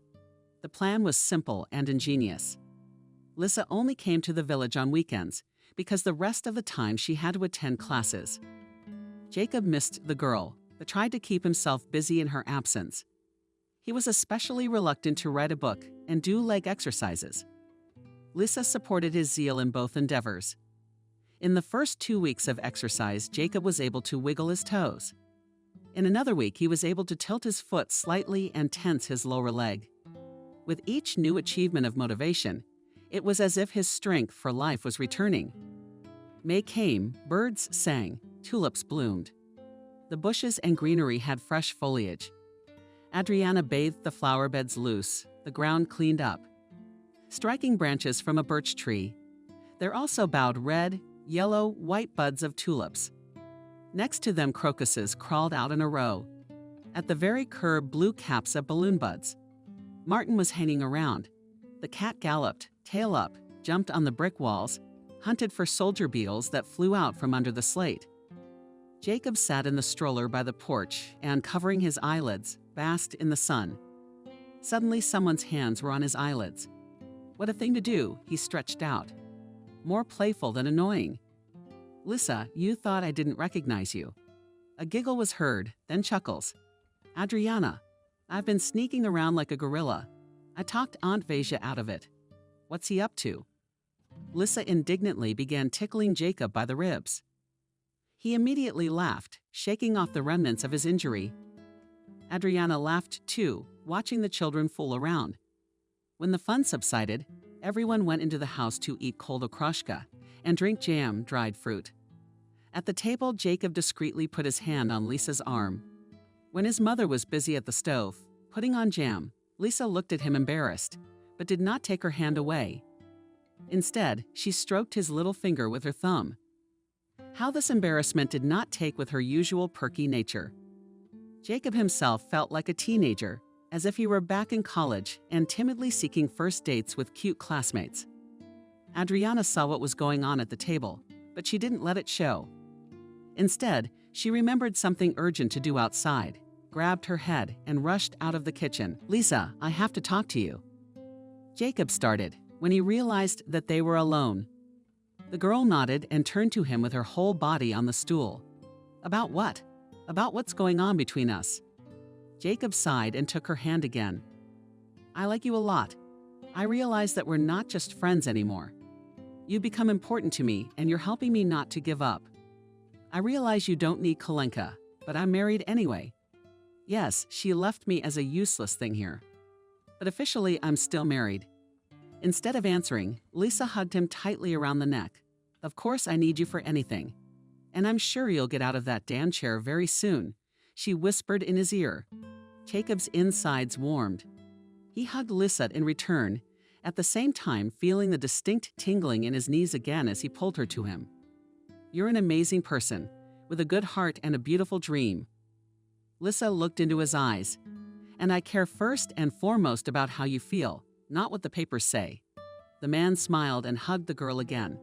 "Let's get you back on your feet." Lisa kissed him on the cheek, and then everything will work itself out. Jenna got out of her seat and desperately ran to the restroom. At Michael's surprised look, they had just sat down to breakfast Saturday morning. They planned to drive to a business meeting and go for a walk afterward. "Are you okay?" Michael knocked excitedly on the bathroom door. "Just dizzy all of a sudden from the nausea," Jenna answered, carefully imitating the appropriate sounds. She made some more noise with the drain of the cistern faucet by splashing water on her face and stepped out into the hallway. Michael looked at her with a mixture of joy and anticipation. "Are you pregnant?" he blurted out. "Oh, I don't know. I'll take a test today." Jenna clutched her forehead. What was there to do? Michael picked her up, sat her down on the living room couch, began swiping at her with a folder. "It's clear you're sick of food and your face is all bloomed. And if that's the case, you'll be glad you did." Jenna pulled the most naively righteous expression on her face that she could portray. "Are you kidding? Of course I am." Michael knelt down in front of her. "I've wanted kids for so long, and I applied for a second degree. What's to take back now?" Jenna changed from righteousness to brokenness. "Why take it back? You're a distance learner. I'm paying for your education, so you can work later when the baby grows up," Mike assured her. Yeah, so off to work she went. Of course, Jenna mentally braced herself again. "Okay, I'll go to the doctor tomorrow and find out everything." She sighed, hugging a jubilant Mike. How to fake a pregnancy until the belly appeared. Jenna thought through the nausea, mood swings, dizziness, and bouts of appetite. Didn't seem to be a problem. A doctor she knew, for a fee, could write certificates of confinement for the first time. But then Jenna was going to stage a miscarriage. The only problem was how to divorce Jacob discreetly, but stay living in his apartment. After all, the ambitious woman had plans to marry Mike, but he thought that the apartment belongs to Jenna. He never let her move in with him, although he wouldn't kick his baby mama out on the street. Here was the puzzle, Jenna thought slyly. The certificate was soon obtained. Michael was jubilant, developed a flurry of activity, and was already choosing a name for the future child. He immediately moved his wife permanently to his place. In the evenings, he looked through strollers and cribs, endlessly discussed everything related to children. The girl nodded and herself tried to improve the moment to file for divorce. It remained to quietly finish the story with Jacob, so that it was possible to go to the registry office with Mike unhindered. There wasn't much time left, and every day counted. In the meantime, Jenna was taking full advantage of her position. She was capricious, demanding a personal masseur, demanding a stamp. But in a pickle in the middle of the night, she asked to buy that ring and that purse. Michael performed them all like silk, even made a separate bank card for Jenna. After all, the wishes of a mother and her child were a man's law. And as much as he liked Jenna, he liked her in spite of her temper. Are you sure? Lissa looked at Jacob very carefully. Maybe we should wait. I don't want anything to happen. Yes, I'm sure. Jacob leaned on the armrests of the chair with all his might. It's about time. We should try it. Both were in the living room of the house, on the carpet. Lissa stood next to the stroller, holding out her arms to the man. Jacob began to carefully stand up. At first on his elbows, his legs obeyed, but somehow inarticulate, in thirds with a force that was habitually healthy. Knees, bending as if presented by the weight of hinges, long since opened the door. Heavy. Lissa was eagerly following the boy. It's harder than learning to walk as a child. Jacob wanted to. He put one foot down on the floor first, felt the shaggy pile of the carpet, again like through a pillow, then put the other foot down. Had to make up his mind and let go of the armrests of the stroller. Doubt swamped the mind. Jacob closed his eyes and remembered his first paragliding flight. All around the clouds that affectionately hugged the slopes, overgrown with pine and fir trees. Jacob shook the long-forgotten sensations. He felt Lisa's support and tried to step. The leg was like a stranger's, stricken with a cramp, but nevertheless slowly moved forward. The movement a step through the force, another step. The back remembered what it was like to be straight. Jacob scrutinized his legs, scarred from his many extreme activities, and it was as if he was reliving them all a second time, standing here on the soft carpet in his own home. The man was able to take a dozen feeble steps with Lisa's support and, tired, sat back in the chair. You're doing an incredible job. The girl hugged him. Let's go to the doctor. Let them record your progress. Maybe he'll make some recommendations to speed up the process. The idea is good, but how to get to the city and the hospital? Jacob nodded sadly at the still-needed wheelchair. Grandpa has a car. He'll take you there. Lisa suggested. No, you what? Jacob waved his hands. Frank has already done so much for me. I can't. My conscience won't allow it. Oh, stop it. Lisa threw at him. And that grandfather doesn't understand anything. Yes, old stupid. Jacob was embarrassed. But only if he agrees, don't insist. He grabbed the palm of Lisa, who was about to go to the grandfather. The old car evenly, body motored over the bumps of the rustic country road. Frank spun the steering wheel and talked about the years of dashing youth and work on the collective farm. Jacob sat on the back seat and held a folder with his documents. The stroller ran behind him in the trunk. Lissa was chortling in the front passenger seat listening to her grandfather's stories. It all happened simply, quickly, and completely easy. She asked for it, and off they went. Good thing at least Jacob had time to call the hospital and find out if the surgeon was seeing him today. Well, my little dove, you know how to surprise. Admired the Dr. Jacob after the examination. At this rate, in 6 months you will be able to run. True, Lisa, who was also present in the office, could not refrain from asking. Of course, this is the first time I have seen patients recover so quickly from such injuries. It's a miracle. Although in scientific circles it is not customary to say so. The doctor pointed expressively at Jacob's medical records, then at his feet. Keep practicing. Develop the previous mobility in all parts of the leg. I recommend that you try walking with support. Jacob drove back almost elated. Confidence was growing in him, and he was sure that very soon he would be able not only to walk, but also to fly again. In such a mood, the man was caught by a sudden phone call. Jacob, hello. Jenna's voice sounded in the receiver. I won't be long. Can you talk? Hi. What's wrong? A lump rose in my chest, and together with the living memories that almost ceased to bother me. I filed for divorce, Jenna informed him briefly. I guess there's no need to explain what and why. You're a big, smart boy. You'll figure it out. Yes, I will, he confirmed his ex-wife's words. Good. I hope it's done quickly. I'll be vacating the apartment in a couple weeks. While Jenna hung up the phone, Lissa heard the conversation. Unlike Glukov your Frank, she turned to Jacob and whispered, "It's for the best. Don't be upset. You said yourself that she was just a formality." "You're right, aren't you?" The man nodded. "Still, I loved that man once. The key word is once." Jenna fairly acted on the armrest of the chair with her fingers. Everything was going according to plan. Jacob had agreed to the divorce, even though he didn't have much of a choice. Michael adored her. The pregnancy legend was confirmed by a certificate. There's a personal bank card with enough money for whatever she wants at any time of day. Awesome. What more could one want? Jenna felt like a queen, in front of whom all those she managed to use in pursuit of the perfect life danced in formation. So that left the girl, staring wistfully at the ceiling, putting a cherry in her mouth from the platter on the table. Left with a car and an official marriage, she replied.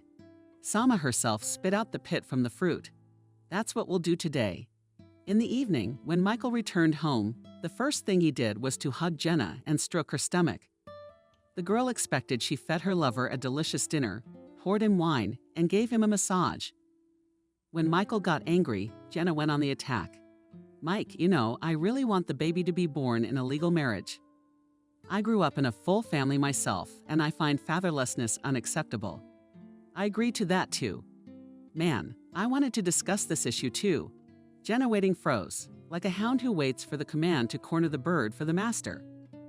Instead of answering, Michael reached into the pocket of his work case, pulled out a box, and placed it in Jenna's hands. "I wanted to make it pretty, but since we're talking, why not?" Michael pulled his mistress to him, kissed her forehead. "I'll do it." Jenna threw her arms around Michael. At the same time, they marveled at the size of the stone in the ring.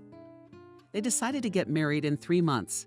By the time of the wedding, Jenna was already planning to get rid of her ex-husband. After the ceremony and banquet, it'll be a week before she fakes a miscarriage. The trap slammed shut in time and securely. "We'll have to eat a couple of pounds for the good life," smirked the girl, mentally continuing to listen to Michael's musings about the wedding.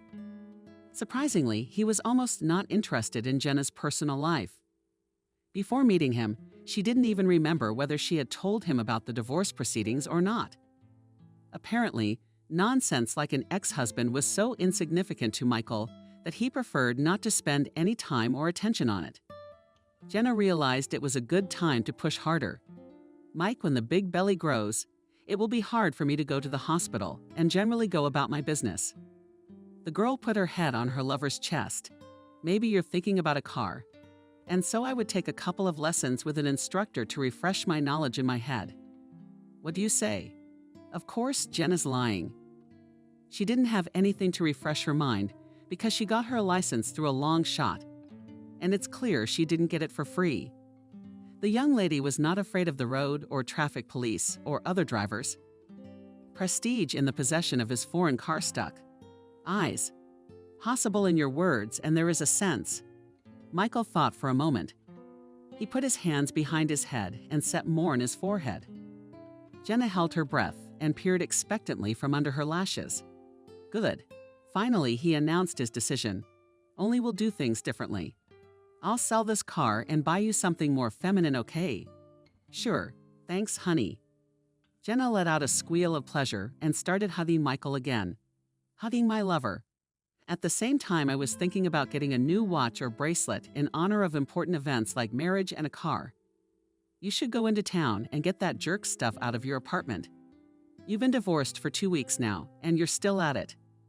Outside, the window smelled of lilacs. June was buzzing with young grass and summer rains. The sun was lavishing light on the earth. "Mom, I don't feel confident enough to drive myself yet," Jacob answered, opening a jar of sour cream. Over the past month, the man has made noticeable progress in developing his legs. He could already stand up and sit down with support. He could walk slowly around the house with crutches, without support, walked along the wall, and tried to keep his back straight. "Call Lisa, she's in town anyway. Every Monday will help you," the woman advised. Sits down opposite at the table. "I don't feel comfortable." She's already here with me all the time, like a caregiver, Jacob mumbled. Adriana put her hand on his palm. Son, that girl loves you. Unlike the town mom, you didn't blow her off. Girls like that are worth their weight in gold. The boy looked at his mother in agreement. Jacob himself realized that between him and Lisa long ago everything and everyone understood. So why did he hesitate and wait for something? Maybe the notorious stroller still does not allow him to step forward, even mentally. A lot of people don't get it right the first time, but that doesn't mean you can't try again. His mother walked around the table, stroked the back of his head, and went out into the room. Jacob ate his soup, then pulled out his cell phone and dialed Lisa's number. Hi. I was wondering if you'd go into town with me any day soon and check out the apartment. The guy spoke, nervously twirling his spoon.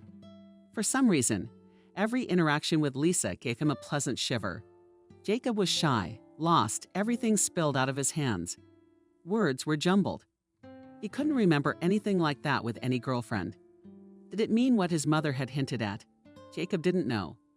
But every time he waited for Lisa from school, he got stronger, and the joy of the meeting was brighter and brighter. Sure, let's go. The girl agreed.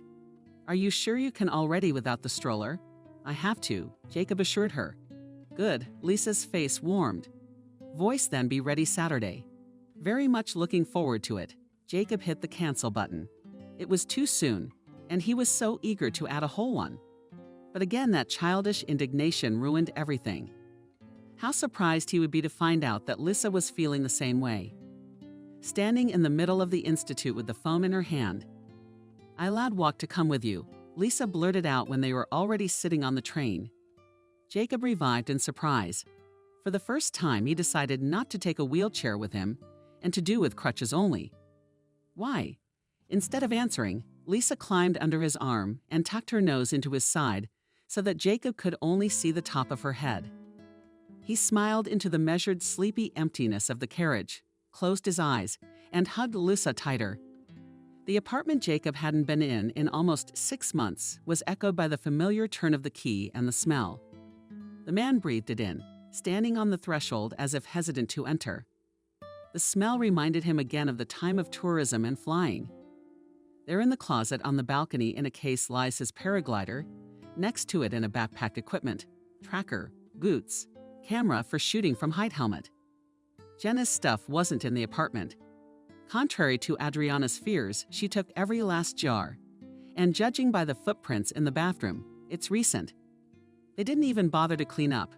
Jacob and Lisa ordered a snack from the delivery service and began to clean up. The man tried to do everything himself, but from time to time he still stopped and rested. Lisa quickly put the bathroom in order, washed dusty dishes in the closet, vacuumed the carpets, and wiped the mirrors. You're doing a great job. She praised Jacob when they sat down in the evening on the living room sofa with sandwiches and cups of tea. The doctor was right. You're getting better. I'm too well motivated, Jacob joked, glancing at Lisa. She tossed and dropped the sausage in her lap. I'm very grateful for everything you do for me. Jacob took a piece from his sandwich and transferred it to the girl's sandwich. But the sky really beckons me. I want to fly again and do what I love. I just don't know how. Lisa Morovio the forehead. She knew what had happened to Jacob's partner and to their touring car. Aren't you afraid of hurting your back again? Honestly, I'd go through the whole thing again. Jacob looked at her defiantly. Why? Lisa, perplexed, still bowed her head. To get to know you again.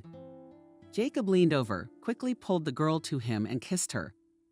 Jenna diligently flew around the world to the cafe. At lunch with her friend, they had just toured a dozen bridal salons, looking for a dress for her and her bridesmaids. It was the end of August.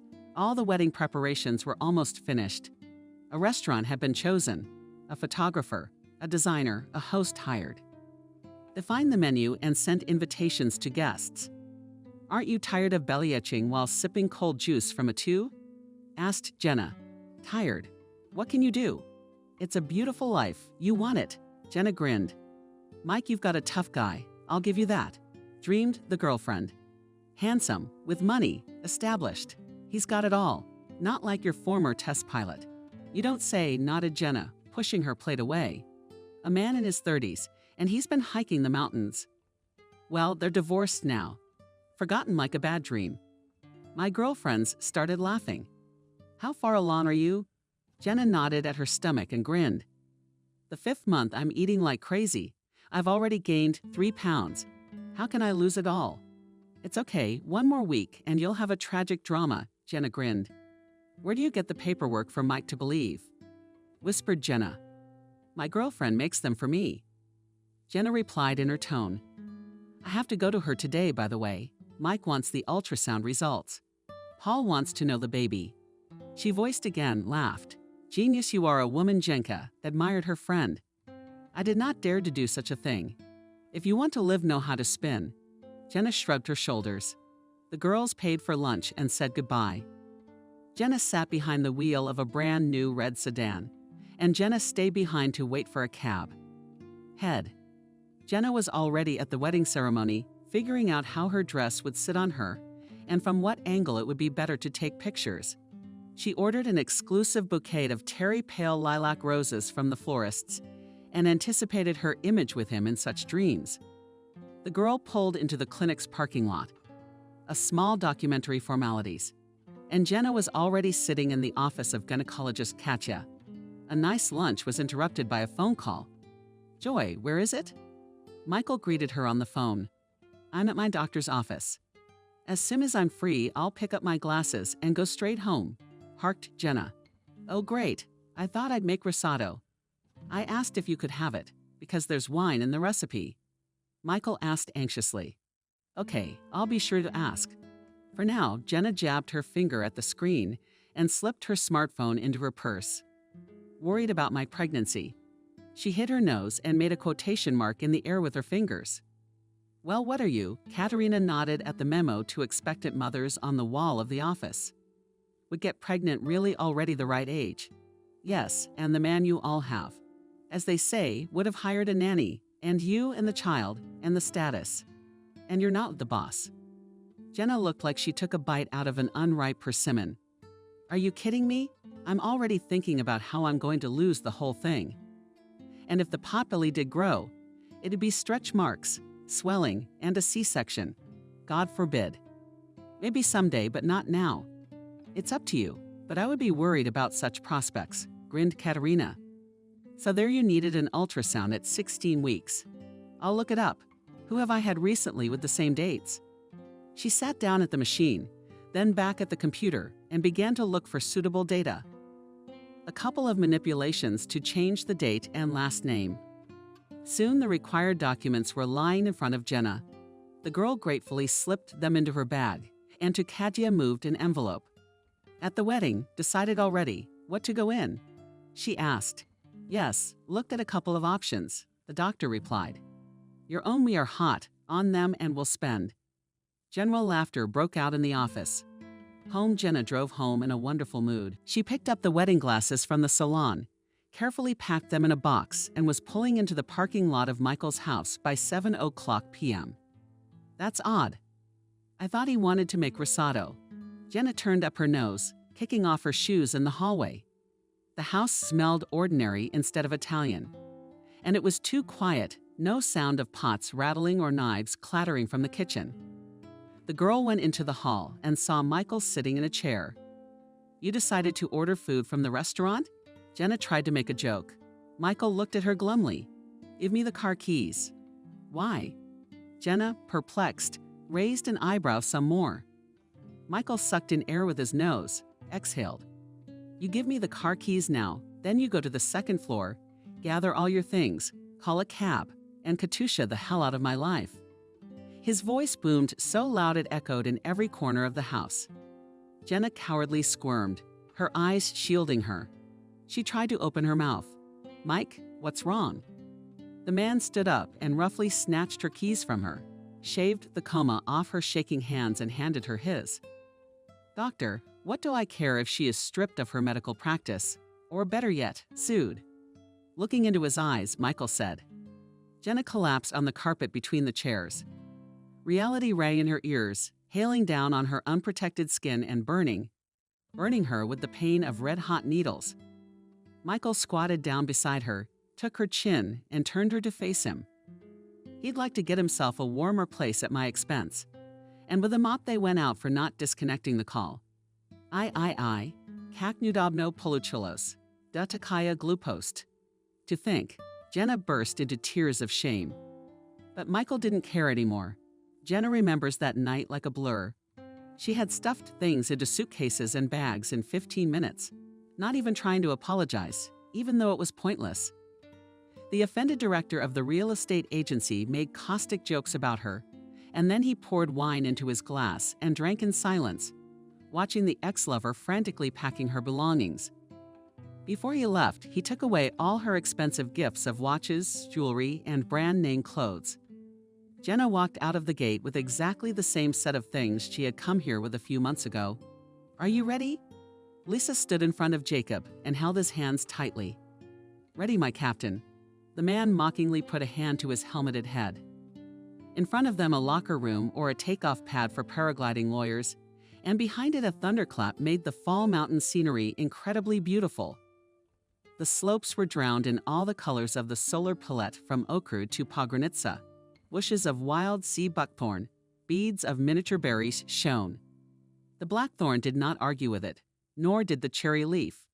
Gray-brown stones, as if old wise men soothed the ride of autumn colors. It was the end of September. On the slope away from the site, the last emerald lizards basked and rare butterflies flitted about. When you walk to the landing, don't leave your feet abruptly. About the signal, we'll know it's time. The plan did not drag. At a gust admonished Jacob Kevin, correcting on that straps that grew somewhere only from behind the cradle. William, the instructor who had once trained Jacob, stuck out for the passenger. "He won't be flying until next season. I'm in charge for now." All right, stay out of it." Kevin put his palms up and stepped away from the runway with Lisa. "Let's go down the slope, and there I'm picked up," William Jacob commanded. "But let's go."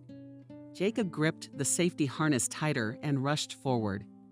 Lisa ducked as the foam was caught by the wind and began to rise upward, swaying weakly. Kevin put his palm to his forehead, shielding his eyes from the sun, and dashed his strength approvingly. "And good, let's go." Worried about him all the same. Lisa nervously lost her fingers from each other. "You drop it." Kevin patted her shoulder. "William, we have the best of the best. We'll bring your beloved safely back to Earth." Lisa only glanced at the brightly colored paraglider dome, which had already risen even higher. "Let's go to the lower one. They'll be landing there." Kevin urgently mentioned the girl on the airplane ramp. "When are you going to fly?" "I'll wait until Jacob has fully recovered," the latter replied. "He's the only one I trust. And anyway, it's so great and amazing and beautiful here." She spread her arms and breathed in the still warm, clean air, but with a hint of fall chill. Kevin laughed. "You haven't been whitewater rafting with us or riding ATVs in the mud. There you can feel all the charms of wild tourism." "I think that everything is still ahead of us," Lisa smiled back. "Of course, we will definitely take you with us if you want. Work, and then we'll send one on tour with people." Kevin the funny man was laughing again. No, I'm only with my husband." Lisa shook her head. So for a lively conversation they reached the lower site, where in the tents found a thermos with herbal tea and sandwiches. A lot had changed in Jacob and Lisa's lives over the past summer. They sold their apartment in the city and bought a smaller place away from the center. And the remaining money they took an old van in good condition. Kevin did not have to be persuaded for a long time. He was happy to return to the company and travel to the mountains again. He only asked for a good insurance policy in case of unforeseen circumstances. Lisa took over the information part of the company, handled advertising, answered the phone, and kept the documentation. Jacob was not yet able to fly as an instructor. He had not yet fully recovered from his injury, but he was happy to tell tourists about the coolest places to visit. Gave a copy of his autographed book to the most curious. But the biggest change was in Lisa and Jacob's relationship. It was now official.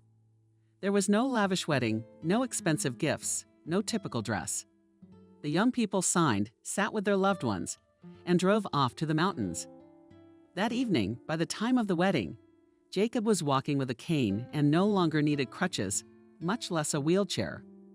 The doctors only applauded him and called it nothing short of a miracle. It's good to be here again and to be back to the old way. Kevin stretched noisily with a satisfied face. Almost the old way, Lisa corrected him. I'm sorry. Kevin made a changing gesture with his hand. Suddenly, Jacob's cell phone, which had remained in Kevin's pocket, caught the connection and played a familiar tune, announcing an incoming call. Kevin deftly retrieved the device and brought it to his ear. Yeah, no, that's not Jacob. What's he flying? Kevin winked at Lisa, who was interested, listening to this half-hearted dialogue. How does it fly? Yeah, like this. Already recovered. Which I think is an irrelevant question. He's already married and loves her very much. While Kevin put the phone back away. Who was that? Lisa asked with curiosity. There is a star that has fallen. Kevin waved his hand indefinitely in the direction. Suddenly, he jumped up from his seat and shouted, Fly, fly. Catch it. Lisa jumped up from her seat and rushed after Kevin. The two of them, with Valerie's help, brought Jacob safely back to solid ground. He was unhooked from the cradle, and the man was sprawled on the grass, spreading his arms and looking up at the autumn blue sky with sparse powders. Alive? Laughing, Lisa asked. More alive than ever before, Jacob blurted out, putting his hands behind his head.